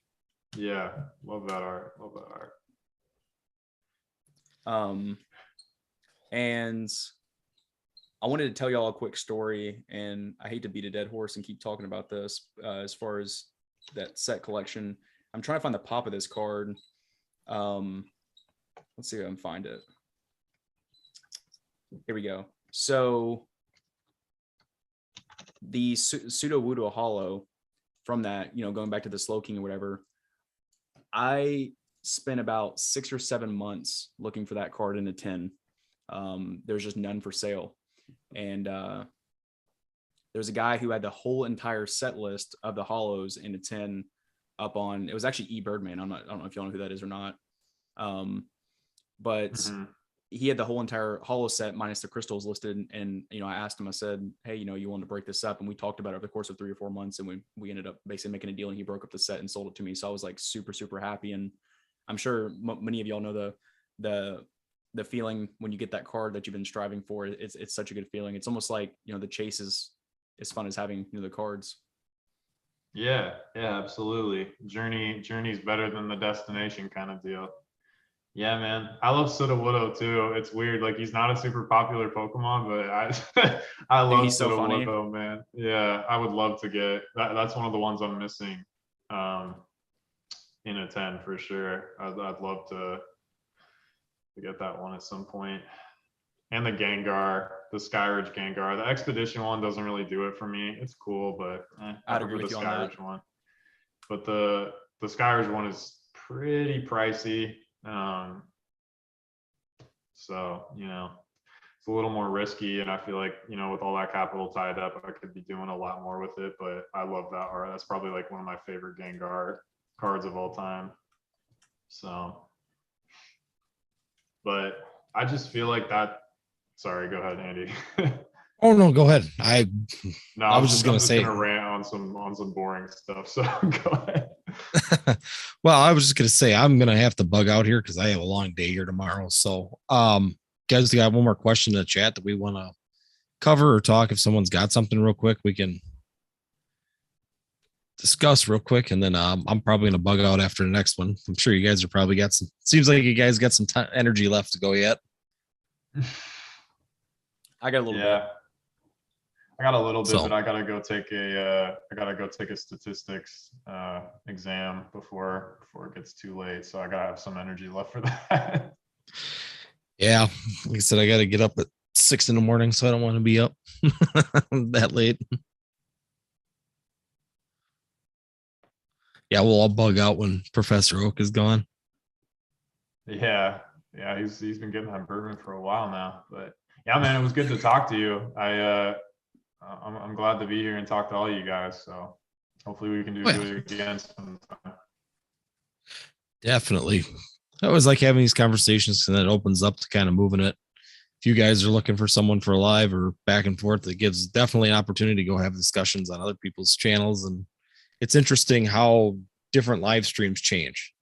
So certain questions will come up here and then completely different ones on someone else's channel. And then you kind of just continually are learning and figuring out new things by doing that. Yeah. If you want to answer this, the last question, Marty the Martian's asking, what do you guys think about Radiant cards? So do you have an opinion on Radiant cards, Andy? Oh, I don't know. They remind me of shiny cards in a way. I was hoping I'm kind of going to be interested to see. I was going to check out the Japanese ones, because just like the trainer gallery itself, when they come out in Japanese, I like the silver border on like the trainer gallery cards and a lot of the cards. And then they come to the English version and then they go yellow and they look like crap. So look at some of the trainer, even for example, I was looking at the one I had up earlier. And really quick, is the Japanese holo on the Radiant card the same as the English one? I don't know. I believe so. It should be the identical same artwork. It's just, I think the Radiant card there has a silver border, and the pictures I've seen of our version so far look like they have the yellow border. So once again, I like them. I think that they're going to be a cool little new feature in Pokemon. But the other part I have too is how many more different versions of Pokemon cards do we need in the market? When is enough without getting rid of something? Because how many different chases can you put into one box before it's just like you just can't? I can tell and you, it just makes the sports cards guys are having the exact same conversation about sports cards this past year. There's 7 different refractor color ninja. They're way worse off than we are. But like, oh yeah, they're like crazy right now. So we're like spoiled in comparison to like what they're saying. But I get it. Like I don't like reverse holos. Like I think they're. I feel like we've had that almost condescending to a point. I know you and I have talked about that before, that I just don't see a reason for reverses. I mean, I understand keeping the slot there for like the trainer gallery or something like that would be a good spot, but you don't Why? What purpose does a reverse serve besides to elongate a master set? Well, and it's sad how far reverses have fallen too, because like EX era reverses are bangers. Like Oh, the yeah. Team Rocket Returns reverses, like whew, so sick. Like the foiling they were doing is unique, and then some of the names of the Pokemon have like that gold lettering. So I agree with you, man. It's the new reverses don't even really feel like a hit. It's just kind of like No. you know, so. Yay! I got another hollow. I think personally, the Radiant, the Radiant Pokemon is going to be a gold star feel because you can only have one in your deck, but it's going to have the amazing rare potential. That's my thoughts. No. It's going to be interesting to see the pull rates, I think, on that set in the English version. How often are we going to see these as much? 3 out of a box, or all 3 out of a box in ETB today. Yeah, that's what I'm concerned. There's just going to be so many of them. They're going to wash themselves right out. Yeah. I think if they were a rare pull, one per booster box or, one per 2 booster boxes, I guess it'd be a little bit more of a, ooh-ah factor of getting one. But if it gets to be like the amazing rares where you're pulling 2 per box, or like, Shining Fates, it was like 1 per 4 packs, you're pulling an amazing rare. They just get old. You got a ton of them. What is that, Retro? So this is a pattern precious metal gem Punisher PSA 10. So it's like a Marvel card. I don't know if you guys are into Marvel at all, but yeah. I'm about to ask Marvel something cards. really stupid. Is that Weiss? I don't know anything about that side. No, that's okay. Ooh, Pikachu's a banger. So Weiss did do a Marvel set, and it did do pretty good. But Marvel is usually made by the same people that make sports cards, so your Fleers, okay, Rittenhouse, stuff like that. And yeah, I mean, there's some cool stuff. I mean, Marvel is definitely like a smaller community, but it's also grown a lot, like over the hype over the past 2 years. And there's some really cool stuff, some really cool chase. It's got numbered cards like sports does. Yeah, so anywho. Yeah, but I know Andy's got to go. Yeah. Well, thanks guys for having me. Like I said, I'm gonna have an early morning, so I will catch you on the next one. I'm sure we'll be doing something here in the near future. It's gonna be you. Otherwise, good talking to you, man. Yeah, thanks for having me on, Mr. Oak. Thanks, thank you so much, Andy. I'm glad you were able to join. That was fun. I was just while we're on the topic of reverses, I was just showing that platinum Pikachu I got. That's from Mason in the chat. A little flashy one. That is how a reverse should look. That is a beautiful reverse. And I like the stamp on it too. Stamp is just a nice extra little touch. Makes it look that much better. Of course, Mason's got to one up my Pikachu, doesn't he? Thanks, Mason. But all right, well, thanks, guys. Like I said, you guys enjoy the rest of your chat, and I will talk to you a bit later. See you, man. And okay, I could probably got about another 20 minutes in me. Let's do it. Yeah, we can do another 10, 15, 20 minutes, whatever you guys want to do. Yeah, I'm good for about the same. Are you guys got any like chases that you guys are after right now? Like what's the next sexy thing that you're looking for that's realistic? Realistic? You go first. Like realistically, like what are you really gonna buy next? I'm selling a couple things. I'm talking with a guy right now. I'm trying to purchase that first ed Crystal Lugia from Wind from the Sea in PSA 10. That's like that card's gonna be the death of me. That card's I'm gonna have to part ways for that to make financial sense for me. I'm gonna have to sell a few flips where I'm like, oh, that card wasn't as expensive as I actually was to make myself feel better. But yeah, I need to get the crystals and then I need to get the Tyranitar and I'll be done. Okay. Yeah, then after that, like I think I'm gonna complete Hidden Legends after that. Hidden Legends. Yeah. Mid-gen, baby. Mid-gen slept on, dog. It's crazy how cheap some of those cards are, man. Like, yeah, I don't know, man. I like mid-gen art a lot. I think it's a really cool generation for sure. So What about you?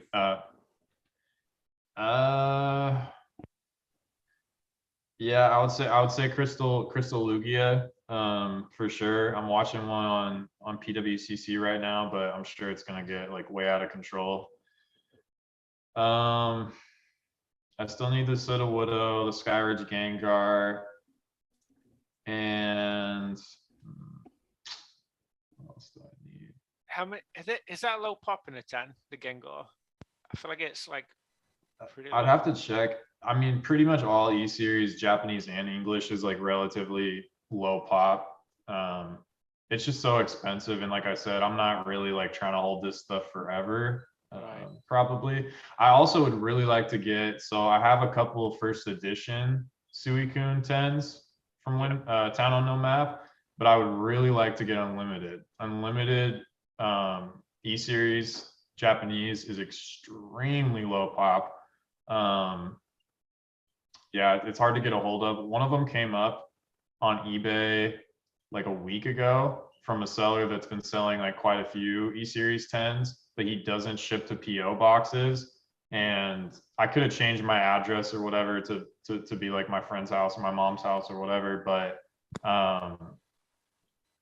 yeah, I was kind of sad I missed out on that one. But again, That's like kind of stupid. Yeah, it was weird. It's from Japan, so I don't know if there's like a thing to where maybe he's had issues with shipping to PO boxes before, and like the cards don't get there, and then like dealing with like an international return or refund is like a whole hassle. But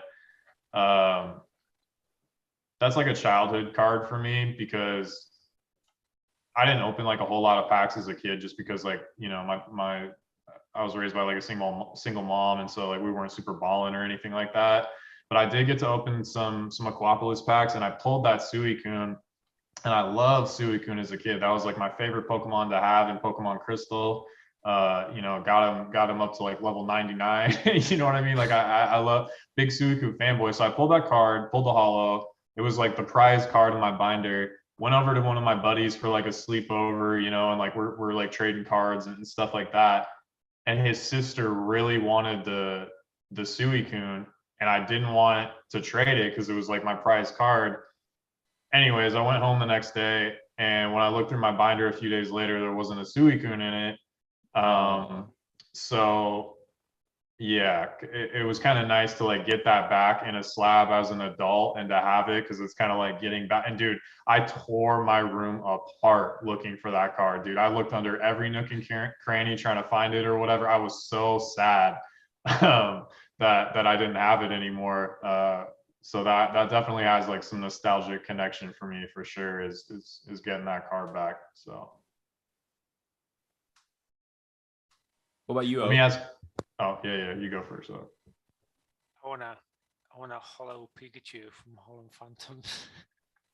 What? This is so crazy in a PSA 10 at the moment. Like it's just. How much is that? I have no idea. I mean, I was looking the other day. I didn't even pay attention. There's too many zeros.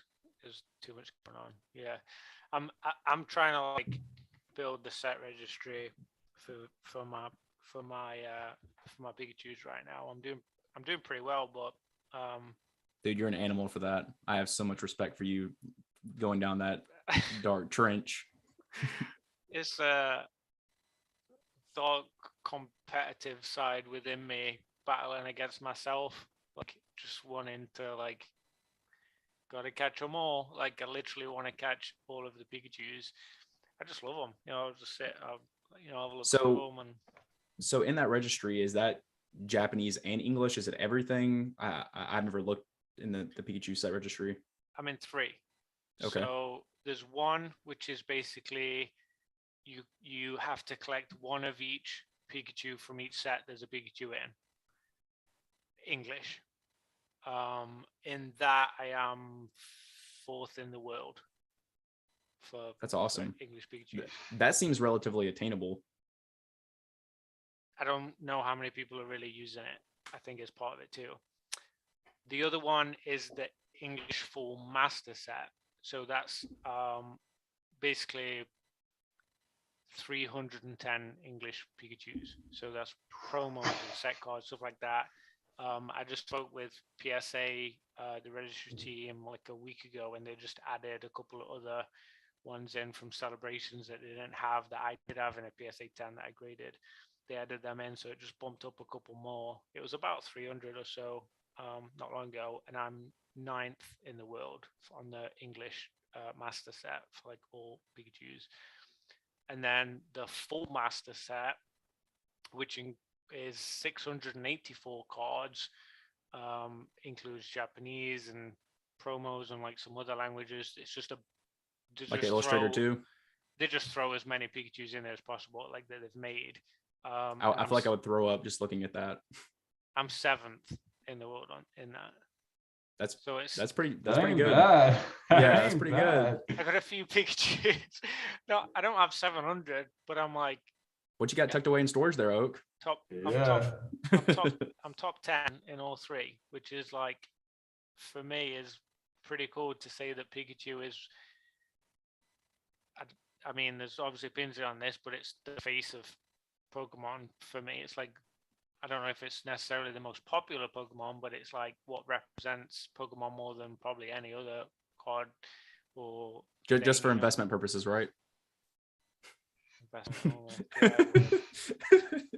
I mean, you joke, but when you on the registry site, it you put in there what you paid, the date you paid, you can track it. I mean, I can literally see how much profit I've made, what my investment's at, because it also quotes the auction prices realized for each card. So I can see technically what they're selling for, like what the current auctions are kind of valued at, and I'm in the plus. For sure. I bet. Yeah. I'm in the profit. So like, I feel good about collecting it. I'm not worried about selling anything or doing anything. Like, I'm collecting what I love. Plus, I know I've got liquid value there. I could throw it all at PWCC and probably get an extra 5-10% on it, top of it too. You know, with where it's at. So I love it.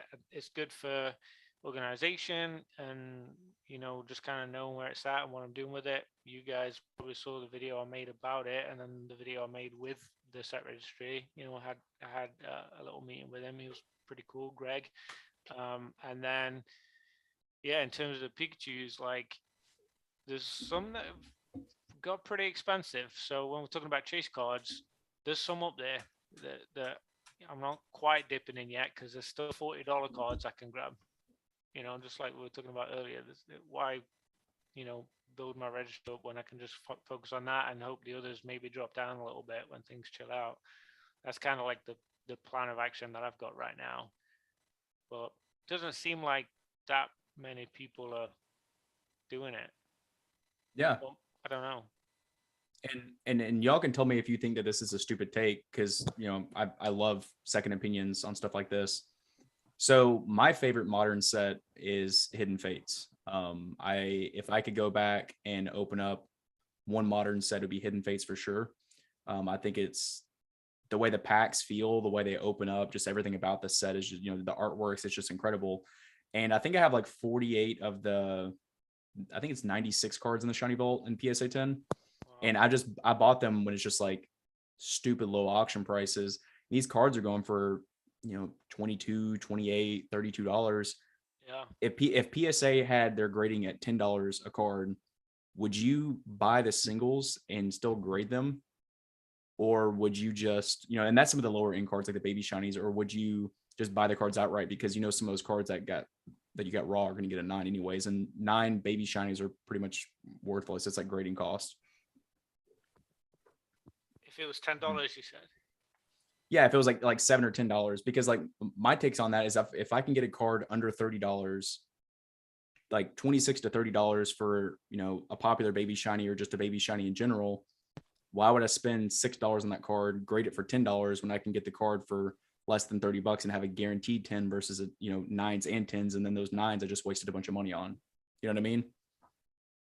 Yeah, and it changes too, because like I spoke on a video a little while back. Apparently you guys can't hear me very well. Is that better?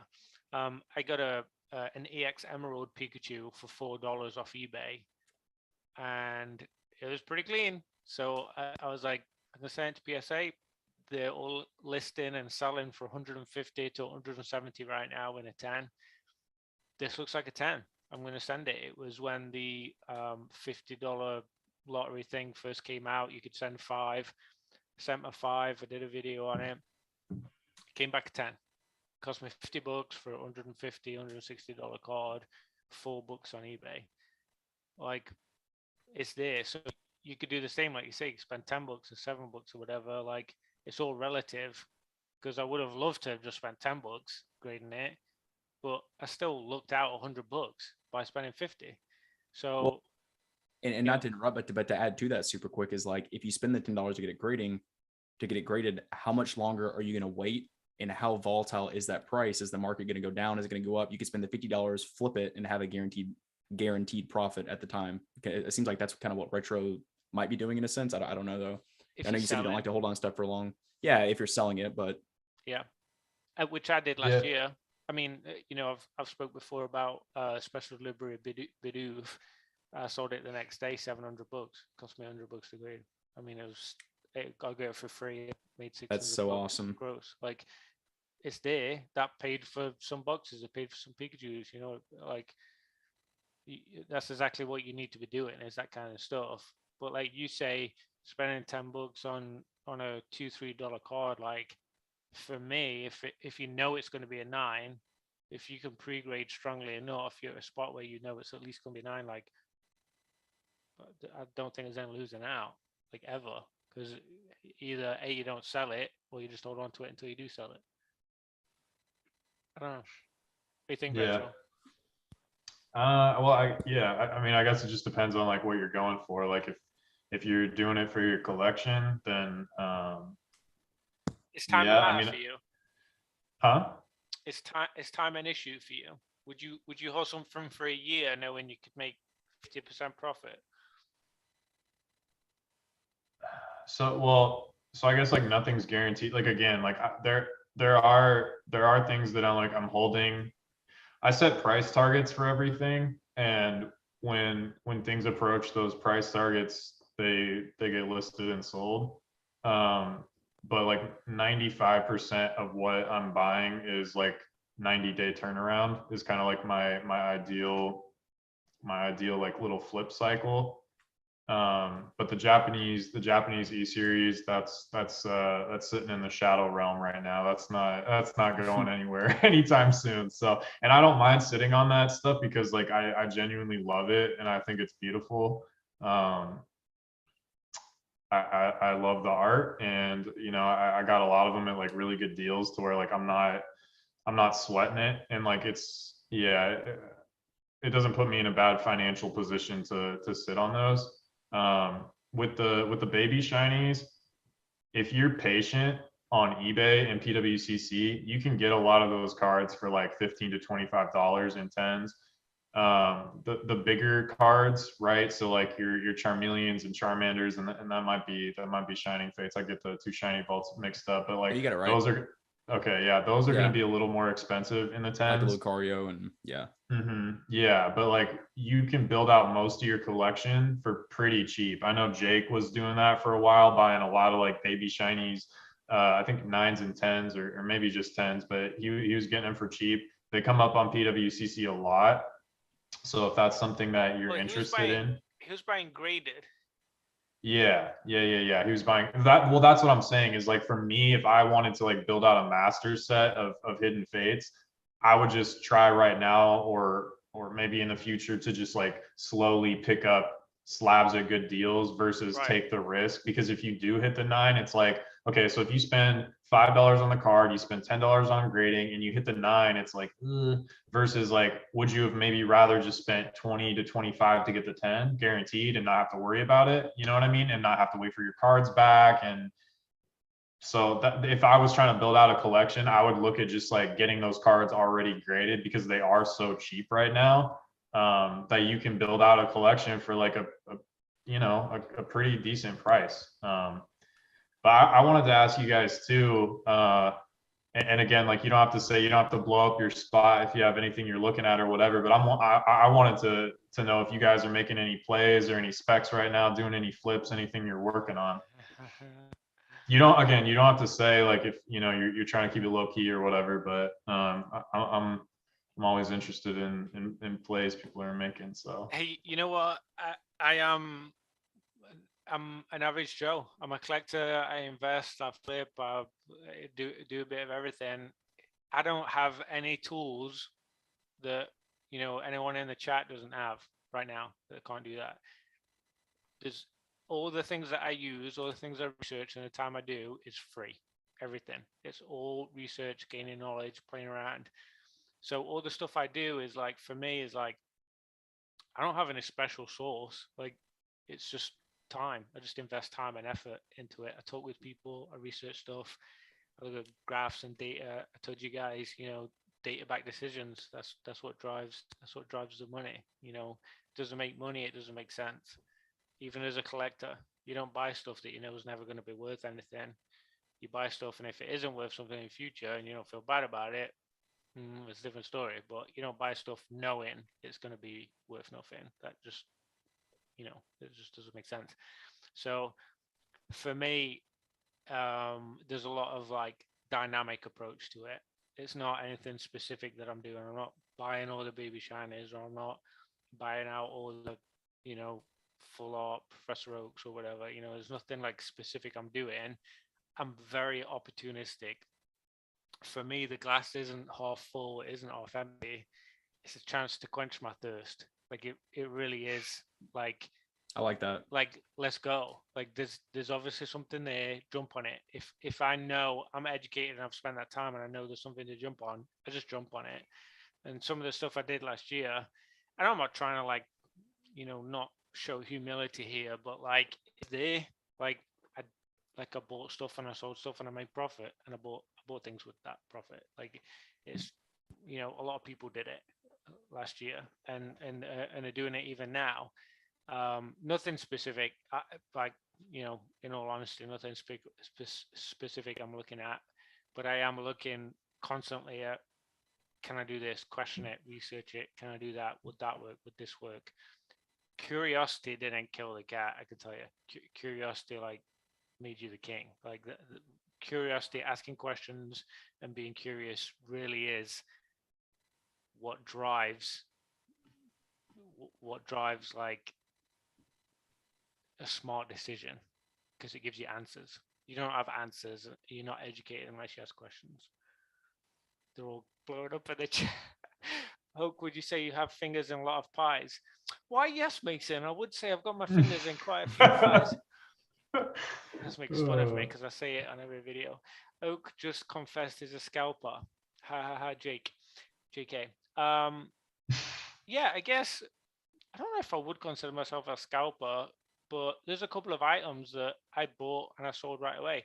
I bought like this, I was doing a bit of research, and it's kind of outside of Pokemon, but I did a bit of research. I looked into this like special edition Xbox that was getting released, some like Halo version, and I managed to bag one at release, and I sold it for double within 3 hours.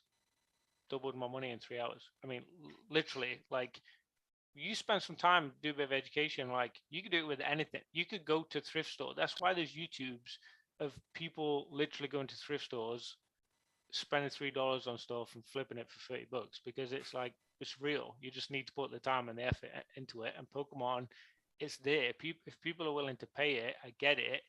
Like, if you're listening for that, my problem, I think, where like, people in the chat like joking around, like, may have an opinion, is telling people do that and inciting that. Like, for me, it's like, I just listed it. Like, I didn't say to anyone like, you should do this. I didn't hype anyone up in any video or go on any whatnot and like try to build any like emotional connection. I simply listed an item. We came to an agreement. Someone paid it, and I shipped it out. Ethically, and I feel great about that. Ethically. And you can burn me at the stake. I will, and no shade to anyone out there who does this. Do your thing, whatever makes you happy. Whatever gets your rocks off at night. Go for it. I will never, ever, ever make an investment video. Like you're saying, going back to what you're saying, right there, like I just will never do that.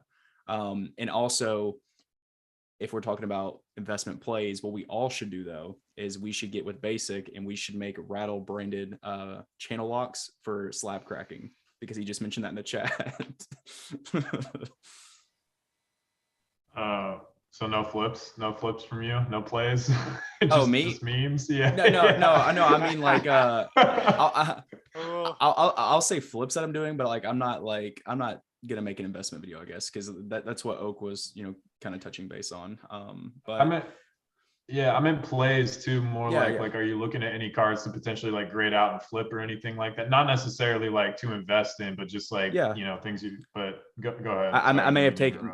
No, you're fine. I may have taken what Oak said a different way. So I have like a stack of like 20 or 30 cards that I'm probably gonna send off to PSA here pretty soon that I am gonna flip.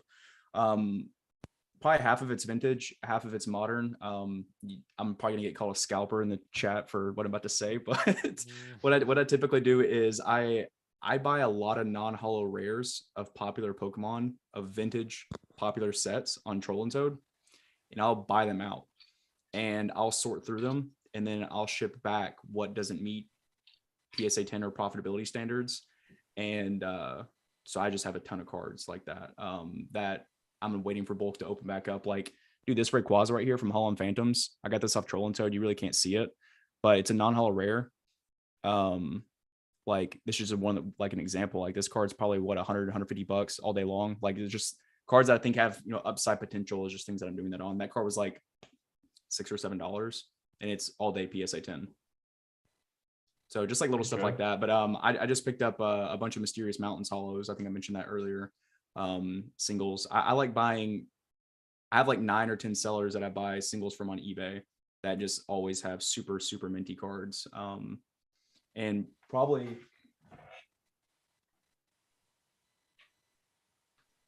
Oak's got the nice case. Yeah. Oak's heard me talk about this before. This is probably my best flip ever. So from one of those sellers that I have right here on eBay, I bought, let's see if I can get in focus. Pichu? Yeah, let's go. So this is English. This is like pop 29, I think. So I'm all in this card for, after taxes and everything, like 380 bucks. Yeah, and that card's worth a couple thousand, few $1,000s just because it's low pop. So I mean, like little plays like that, I love buying little singles, and if they don't come in the best condition, I'll put them in a binder and make me happy, and then later on I'll sell them and flip them. So it's not a big deal. So how did you know that? Oh yeah, I just pissed off Mason. I'm sorry. Mason was asking too, what's everybody's top 3 Pokemon? But sorry, go ahead. Different one. I'll just ask this question, and then we'll jump to that, because I think that is a good one for both of you. How did you know that those things are worth this and you could get it for that? You put time in, right? You researched, you educated yourself. You didn't wait for someone on YouTube to tell you, buy this card and hold it for 5 years. Buy this card and wait for a year. You spent time, you looked at data, you looked at numbers, you looked at what's selling, what the prices are, what you could buy. You invested in yourself, and you made hundreds of dollars from it. Like I don't have any issue with that at all. Very small. Thank you. And I just put in the chat, but I actually don't buy anything off of TCG Player, Mason, or Old Card Shop, so y'all have nothing to worry about. I exclusively use Troll and Toad because I know that they're a huge company and they could probably give a shit less what comes in and out. I mean, obviously they want to sell stuff, but typically I use Troll and Toad, and I try not to use individual sellers because Troll and Toad typically sell singles a little bit cheaper than the most sellers do. And it just depends. Just poked at it. That's why people list as LP a lot. Like they don't want to set an expectation of the better quality, because people are expecting 10s on a better quality of TCG and stuff. That makes sense. I feel bad for saying that now. I shouldn't have said that. You can still get fire off TCG Player, man. Like so my buddy, got a premium gold Dark Magician Girl. He bought 1 copy and graded it a 10. He sold it for $1,000. I tried to do the same thing. I bought a few copies. I sent off the best one. I got a 9, but I just sold it while we were on stream for 150. I think I'm in that card for like 70, $80 with grading and shipping and all that stuff. So it was like a quick double up. But you can still find 9s and 10s. You know, it's just another. Okay, really quick before. So part of the reason too, what you were saying, Oak, about like the research is like the cards that you're talking about, right? Like that Rayquaza and the Pichu and some of the other stuff, it's not in everybody's faces 24/7. It's not the obvious play. It does require that research. It does require that engagement. It requires thinking. Riches are in the niches, man. And if you're looking at something that not everybody else is looking at because you've invested yourself, because you've done the time and the research, you're gonna do well. You're gonna do well, man. Chances are, if like YouTubers are already talking about something, like everybody's going for that. And if you're just gonna try to buy Charizard all day long or whatever, like you're not gonna do as good, right? Like, so yeah, I like those plays. It's got harder. People are a lot more clued in nowadays. And that's a lot more that's pretty much educated right now. why I quit buying the holos, is because if you buy a Rayquaza EX from EX Dragon off of TCG Player or Troll and Toad, that seller's probably looked at it to see if it's going to get a PSA 10. I could be wrong, but you know, if that card goes for $2,000, $3,000, $4,000, whatever it is, you know, they're probably clued in. Why wouldn't you have sent it to PSA? Why wouldn't you have graded? You know the exponential value that brings when that hits a 10. Makes complete sense. Like obviously, like you wouldn't be selling that raw if it was in that quality. Just for someone that would own that, be in that position, it just wouldn't make sense. Like that's someone that's in the hobby, obviously, actually in it. This is crazy. How do we have so many superstars in the chat tonight? Like, why are you guys on my YouTube? Like, I am a nobody. This is so funny to me. Like, oh man, it's kind of like, you know, Tiger Woods, man. Who's he hanging around? The Michael Jordans of the world, right? So like, you know, Professor Oak, you're just attracting all the goats, baby. So it's because I talk funny, I guess. I don't know what it is. Mason said I have nowhere else to go. Oh, that makes sense. You're always welcome here, Mason. Mason's lying. He is my sponsor because I like cardinalgaming.com, by the way, plug, is somewhere where I buy a lot of stuff. So go buy from cardinalgaming.com. He has 70 million bajillion cards on there and they ship really quick. So hey, while we're here, and I could probably just look on his website, I probably need to start buying from Mason. Do you sell pre-release like cases or anything like that? Like, you know, I guess of like brand new booster boxes or whatever. I'm not sure if he sells cases at a time. 219,000 cards. Holy cow, dude. 219. Jeez. That's crazy. You know what we expect? I don't know if you've all seen Breaking Bad. Have y'all seen it? Mm-hmm. Yeah. Yeah, you know the part where the bodyguards walk in and they just lay on the money? I want to get a clip of Mason doing that with all of his cards. That would never happen, but that would be iconic. Yeah, get bulk sent in, getting ready to send off the MJ Holdings, and he just falls back on it. That would be awesome. That would be sweet. Do you guys like Dragon Ball Z? You know Dragon Ball Z at all?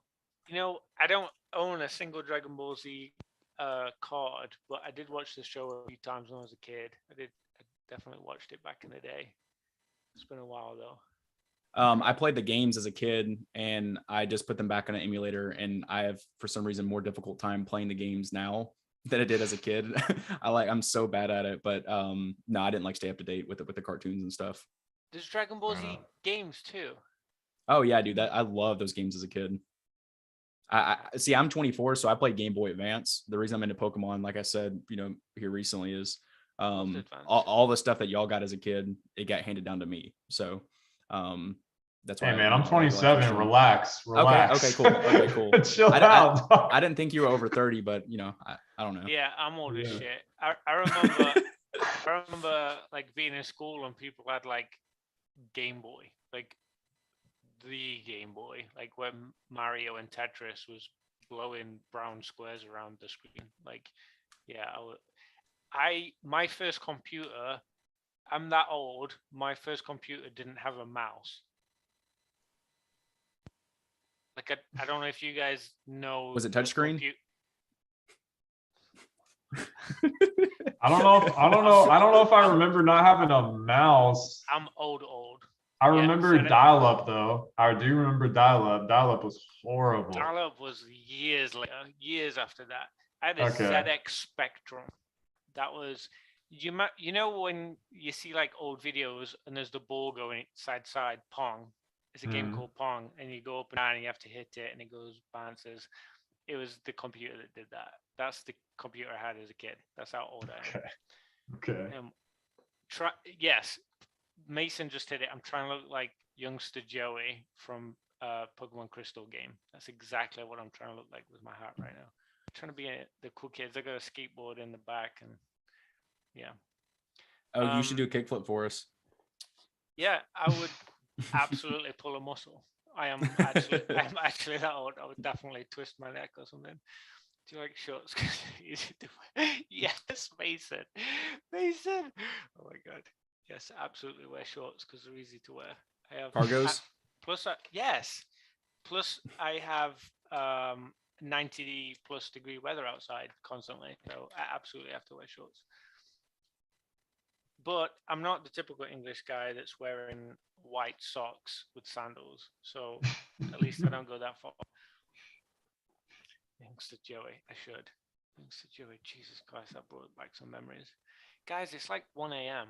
Yeah. Oh yeah, I forget you guys are you both East Coast? I'm CDT. I'm in Nashville. I'm in London, Okay. so it's like 6 in the morning for me. No, you're not. No, You're in... I'm in Florida. Yeah, I'm East Coast.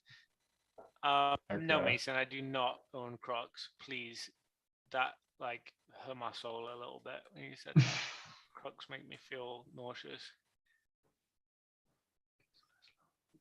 Fine. Yeah, it is. If you want to do this, I'm not sure, Do what? you know, what you want to do, Oak. But we can answer Mason's question from way earlier, top 3 Pokemon, and then we can Let's tap do out. it. Let's Wrap wrap it up. Let's wrap it up with a Mason question. Retro, All you right. go. Top 3 Pokemon. Or was it Oh, Pokemon man. cards? Let me scroll back. Hang on. It was just Pokemon. We can do Pokemon cards though. Doesn't matter. This is That's very, so very tough, different. man. That's so tough.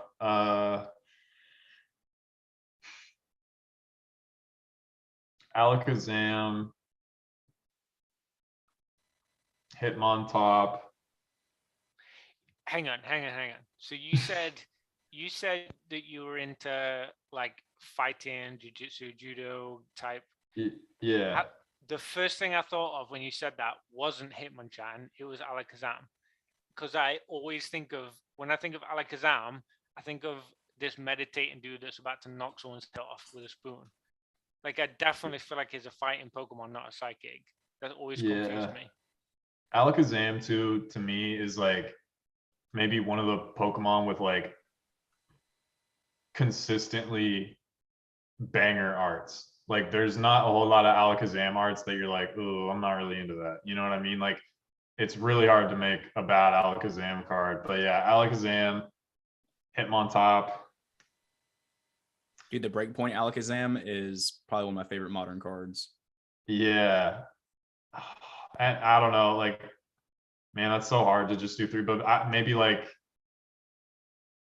Politoed or Scizor, probably for like number 3. That's interesting. So yeah. Politoed. Politoed's fire, dog. Politoed's got some banger arts too. He's not feeling it. Retro. You did so well tonight. Dog, I like Sudowoodo too, man. I'm you know, I like weird stuff, I guess. I don't know. Sudowoodo was fun. Oh, Suicune, duh. Sorry, yeah. Erase, Suicune. Suicune's gotta be in the top 3. I like You got Sudowoodo was fun. You little squirt on him in the game when I was playing Crystal. I remember that game. He did this little dance thing after you squirted on him, and that was it. It'd jump out of the way. So it's either between Politoed or Suicune. I think Suicune ranks above Politoed, but I love Politoed, bro. The Neo Politoed is crazy. The E-Series Politoed's crazy.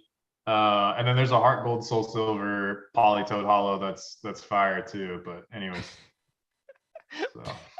Mason said he's gonna clip that. What the hell? That's getting Done. good. I've been cancelled. I'm done. I'm good. I'm sorry, man. I'm sorry. You shouldn't have had me on. I apologize. The Pokemon Me Too movement is over. So DNA top 3 Pokemon without any silly ones. Let's let's get real. So my Serious name is time now.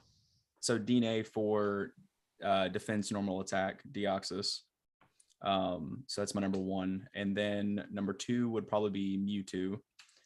And number 3, that's a hard one. Alakazam's up there. I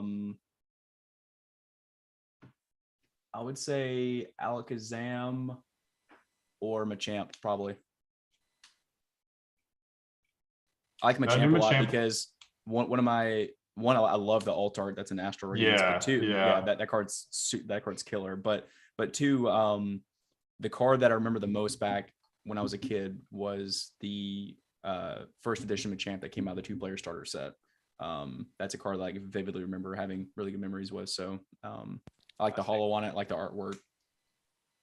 You know what's crazy, dude? It took me so long. I've seen that card a million times. And I was sitting there looking at it one day, and I had no idea that there was fists flying in the background. Do you know what I'm talking about? Yeah. And I was just like, oh my, yeah, dude. I was like, oh, this is so cool. And I never noticed that, dude. Like, that's crazy. But yeah, that's a fire card. Oh, you have Pichu, Pikachu, and Raichu. No Pichu, no Raichu. You guys, I don't know if you've heard me say this before. My favorite Pokemon isn't Pikachu. I don't know if I've ever uncovered this. I feel like I've talked about this before. I'm gonna guess it's Braviary. No, but I like what you're thinking. And I'm glad you didn't say 60 and try and appeal to my English side, drinking cups of tea every day. But no, it is probably Ditto.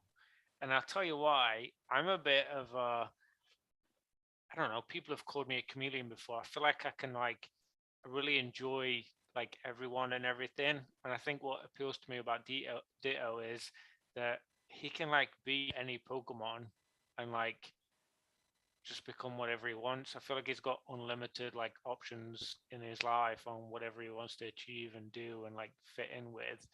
And I think that's so cool. Even though it looks like an absolute dingleberry when he does it, with his face, it's still really cool that it can literally be any Pokemon.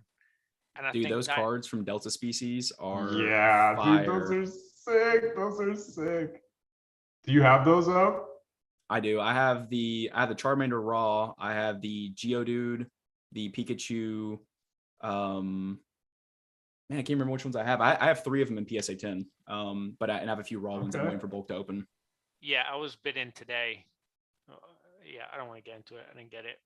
But no, I don't have either of the Pikachus from that set, and it makes me sad because it is a really cool one and it combines my second favorite Pikachu. Definitely my second favorite, obviously. Ditto, I think, really is underrated. It's just a fun, silly Pokemon that can be anything. And I think that just the technique of being able to do that is so ridiculously underrated. Can you imagine if Mewtwo could turn into any Pokemon?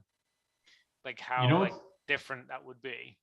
You know what's cool about Ditto too is because that's not really a word that kids say. I feel or I don't know. I mean, I'm 27, so who knows? But growing up, Ditto is something you would someone would say something and you'd be like, oh yeah, Ditto.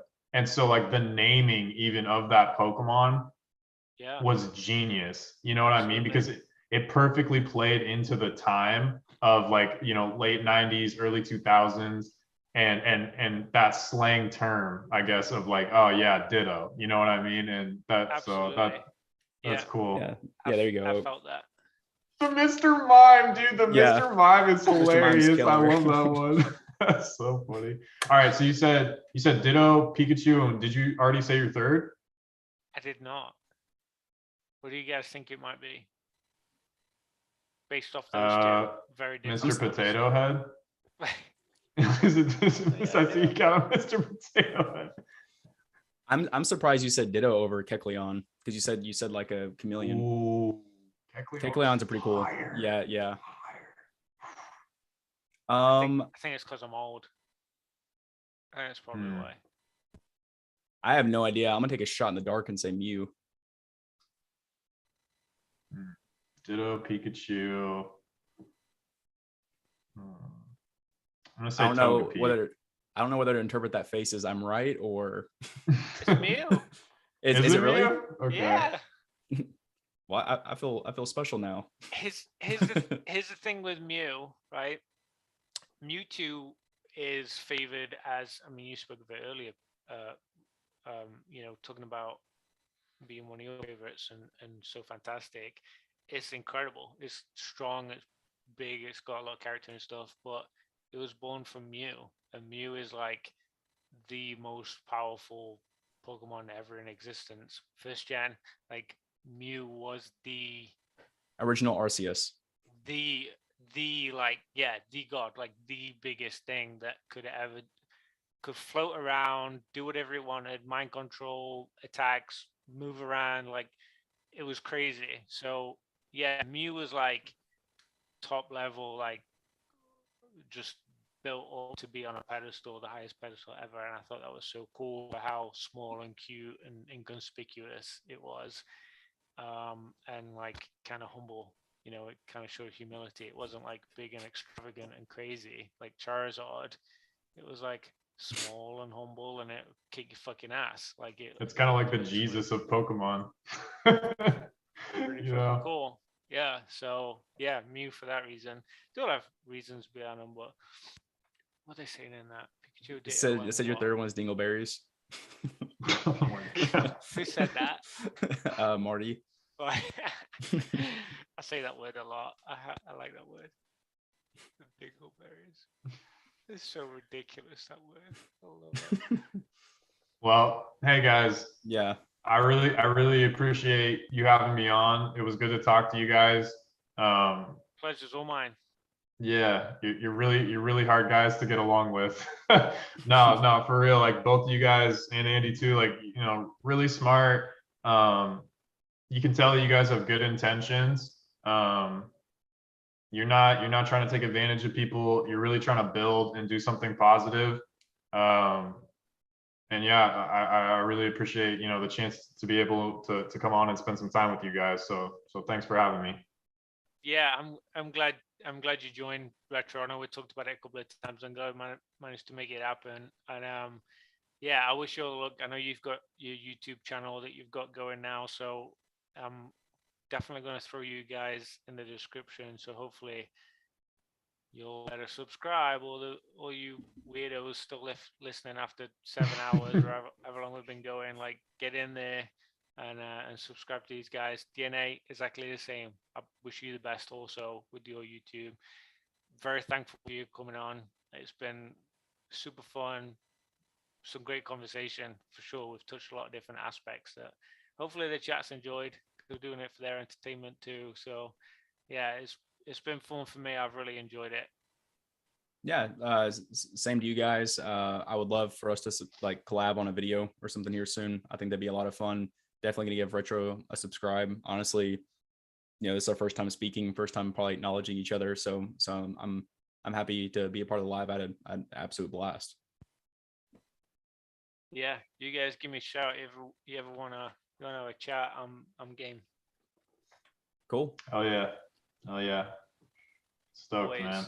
All right, chat. Thanks for fun. Thanks for making it a good night. There's some cool people. We had the game. We had some good chats. A lot of fire comments and superstars in the chat. So good night. Signing out. See you, everyone. See y'all. All right, man. I'm about to go knock out this exam, but yeah, have a good rest of your night. You too. See you, man. Peace. Bye.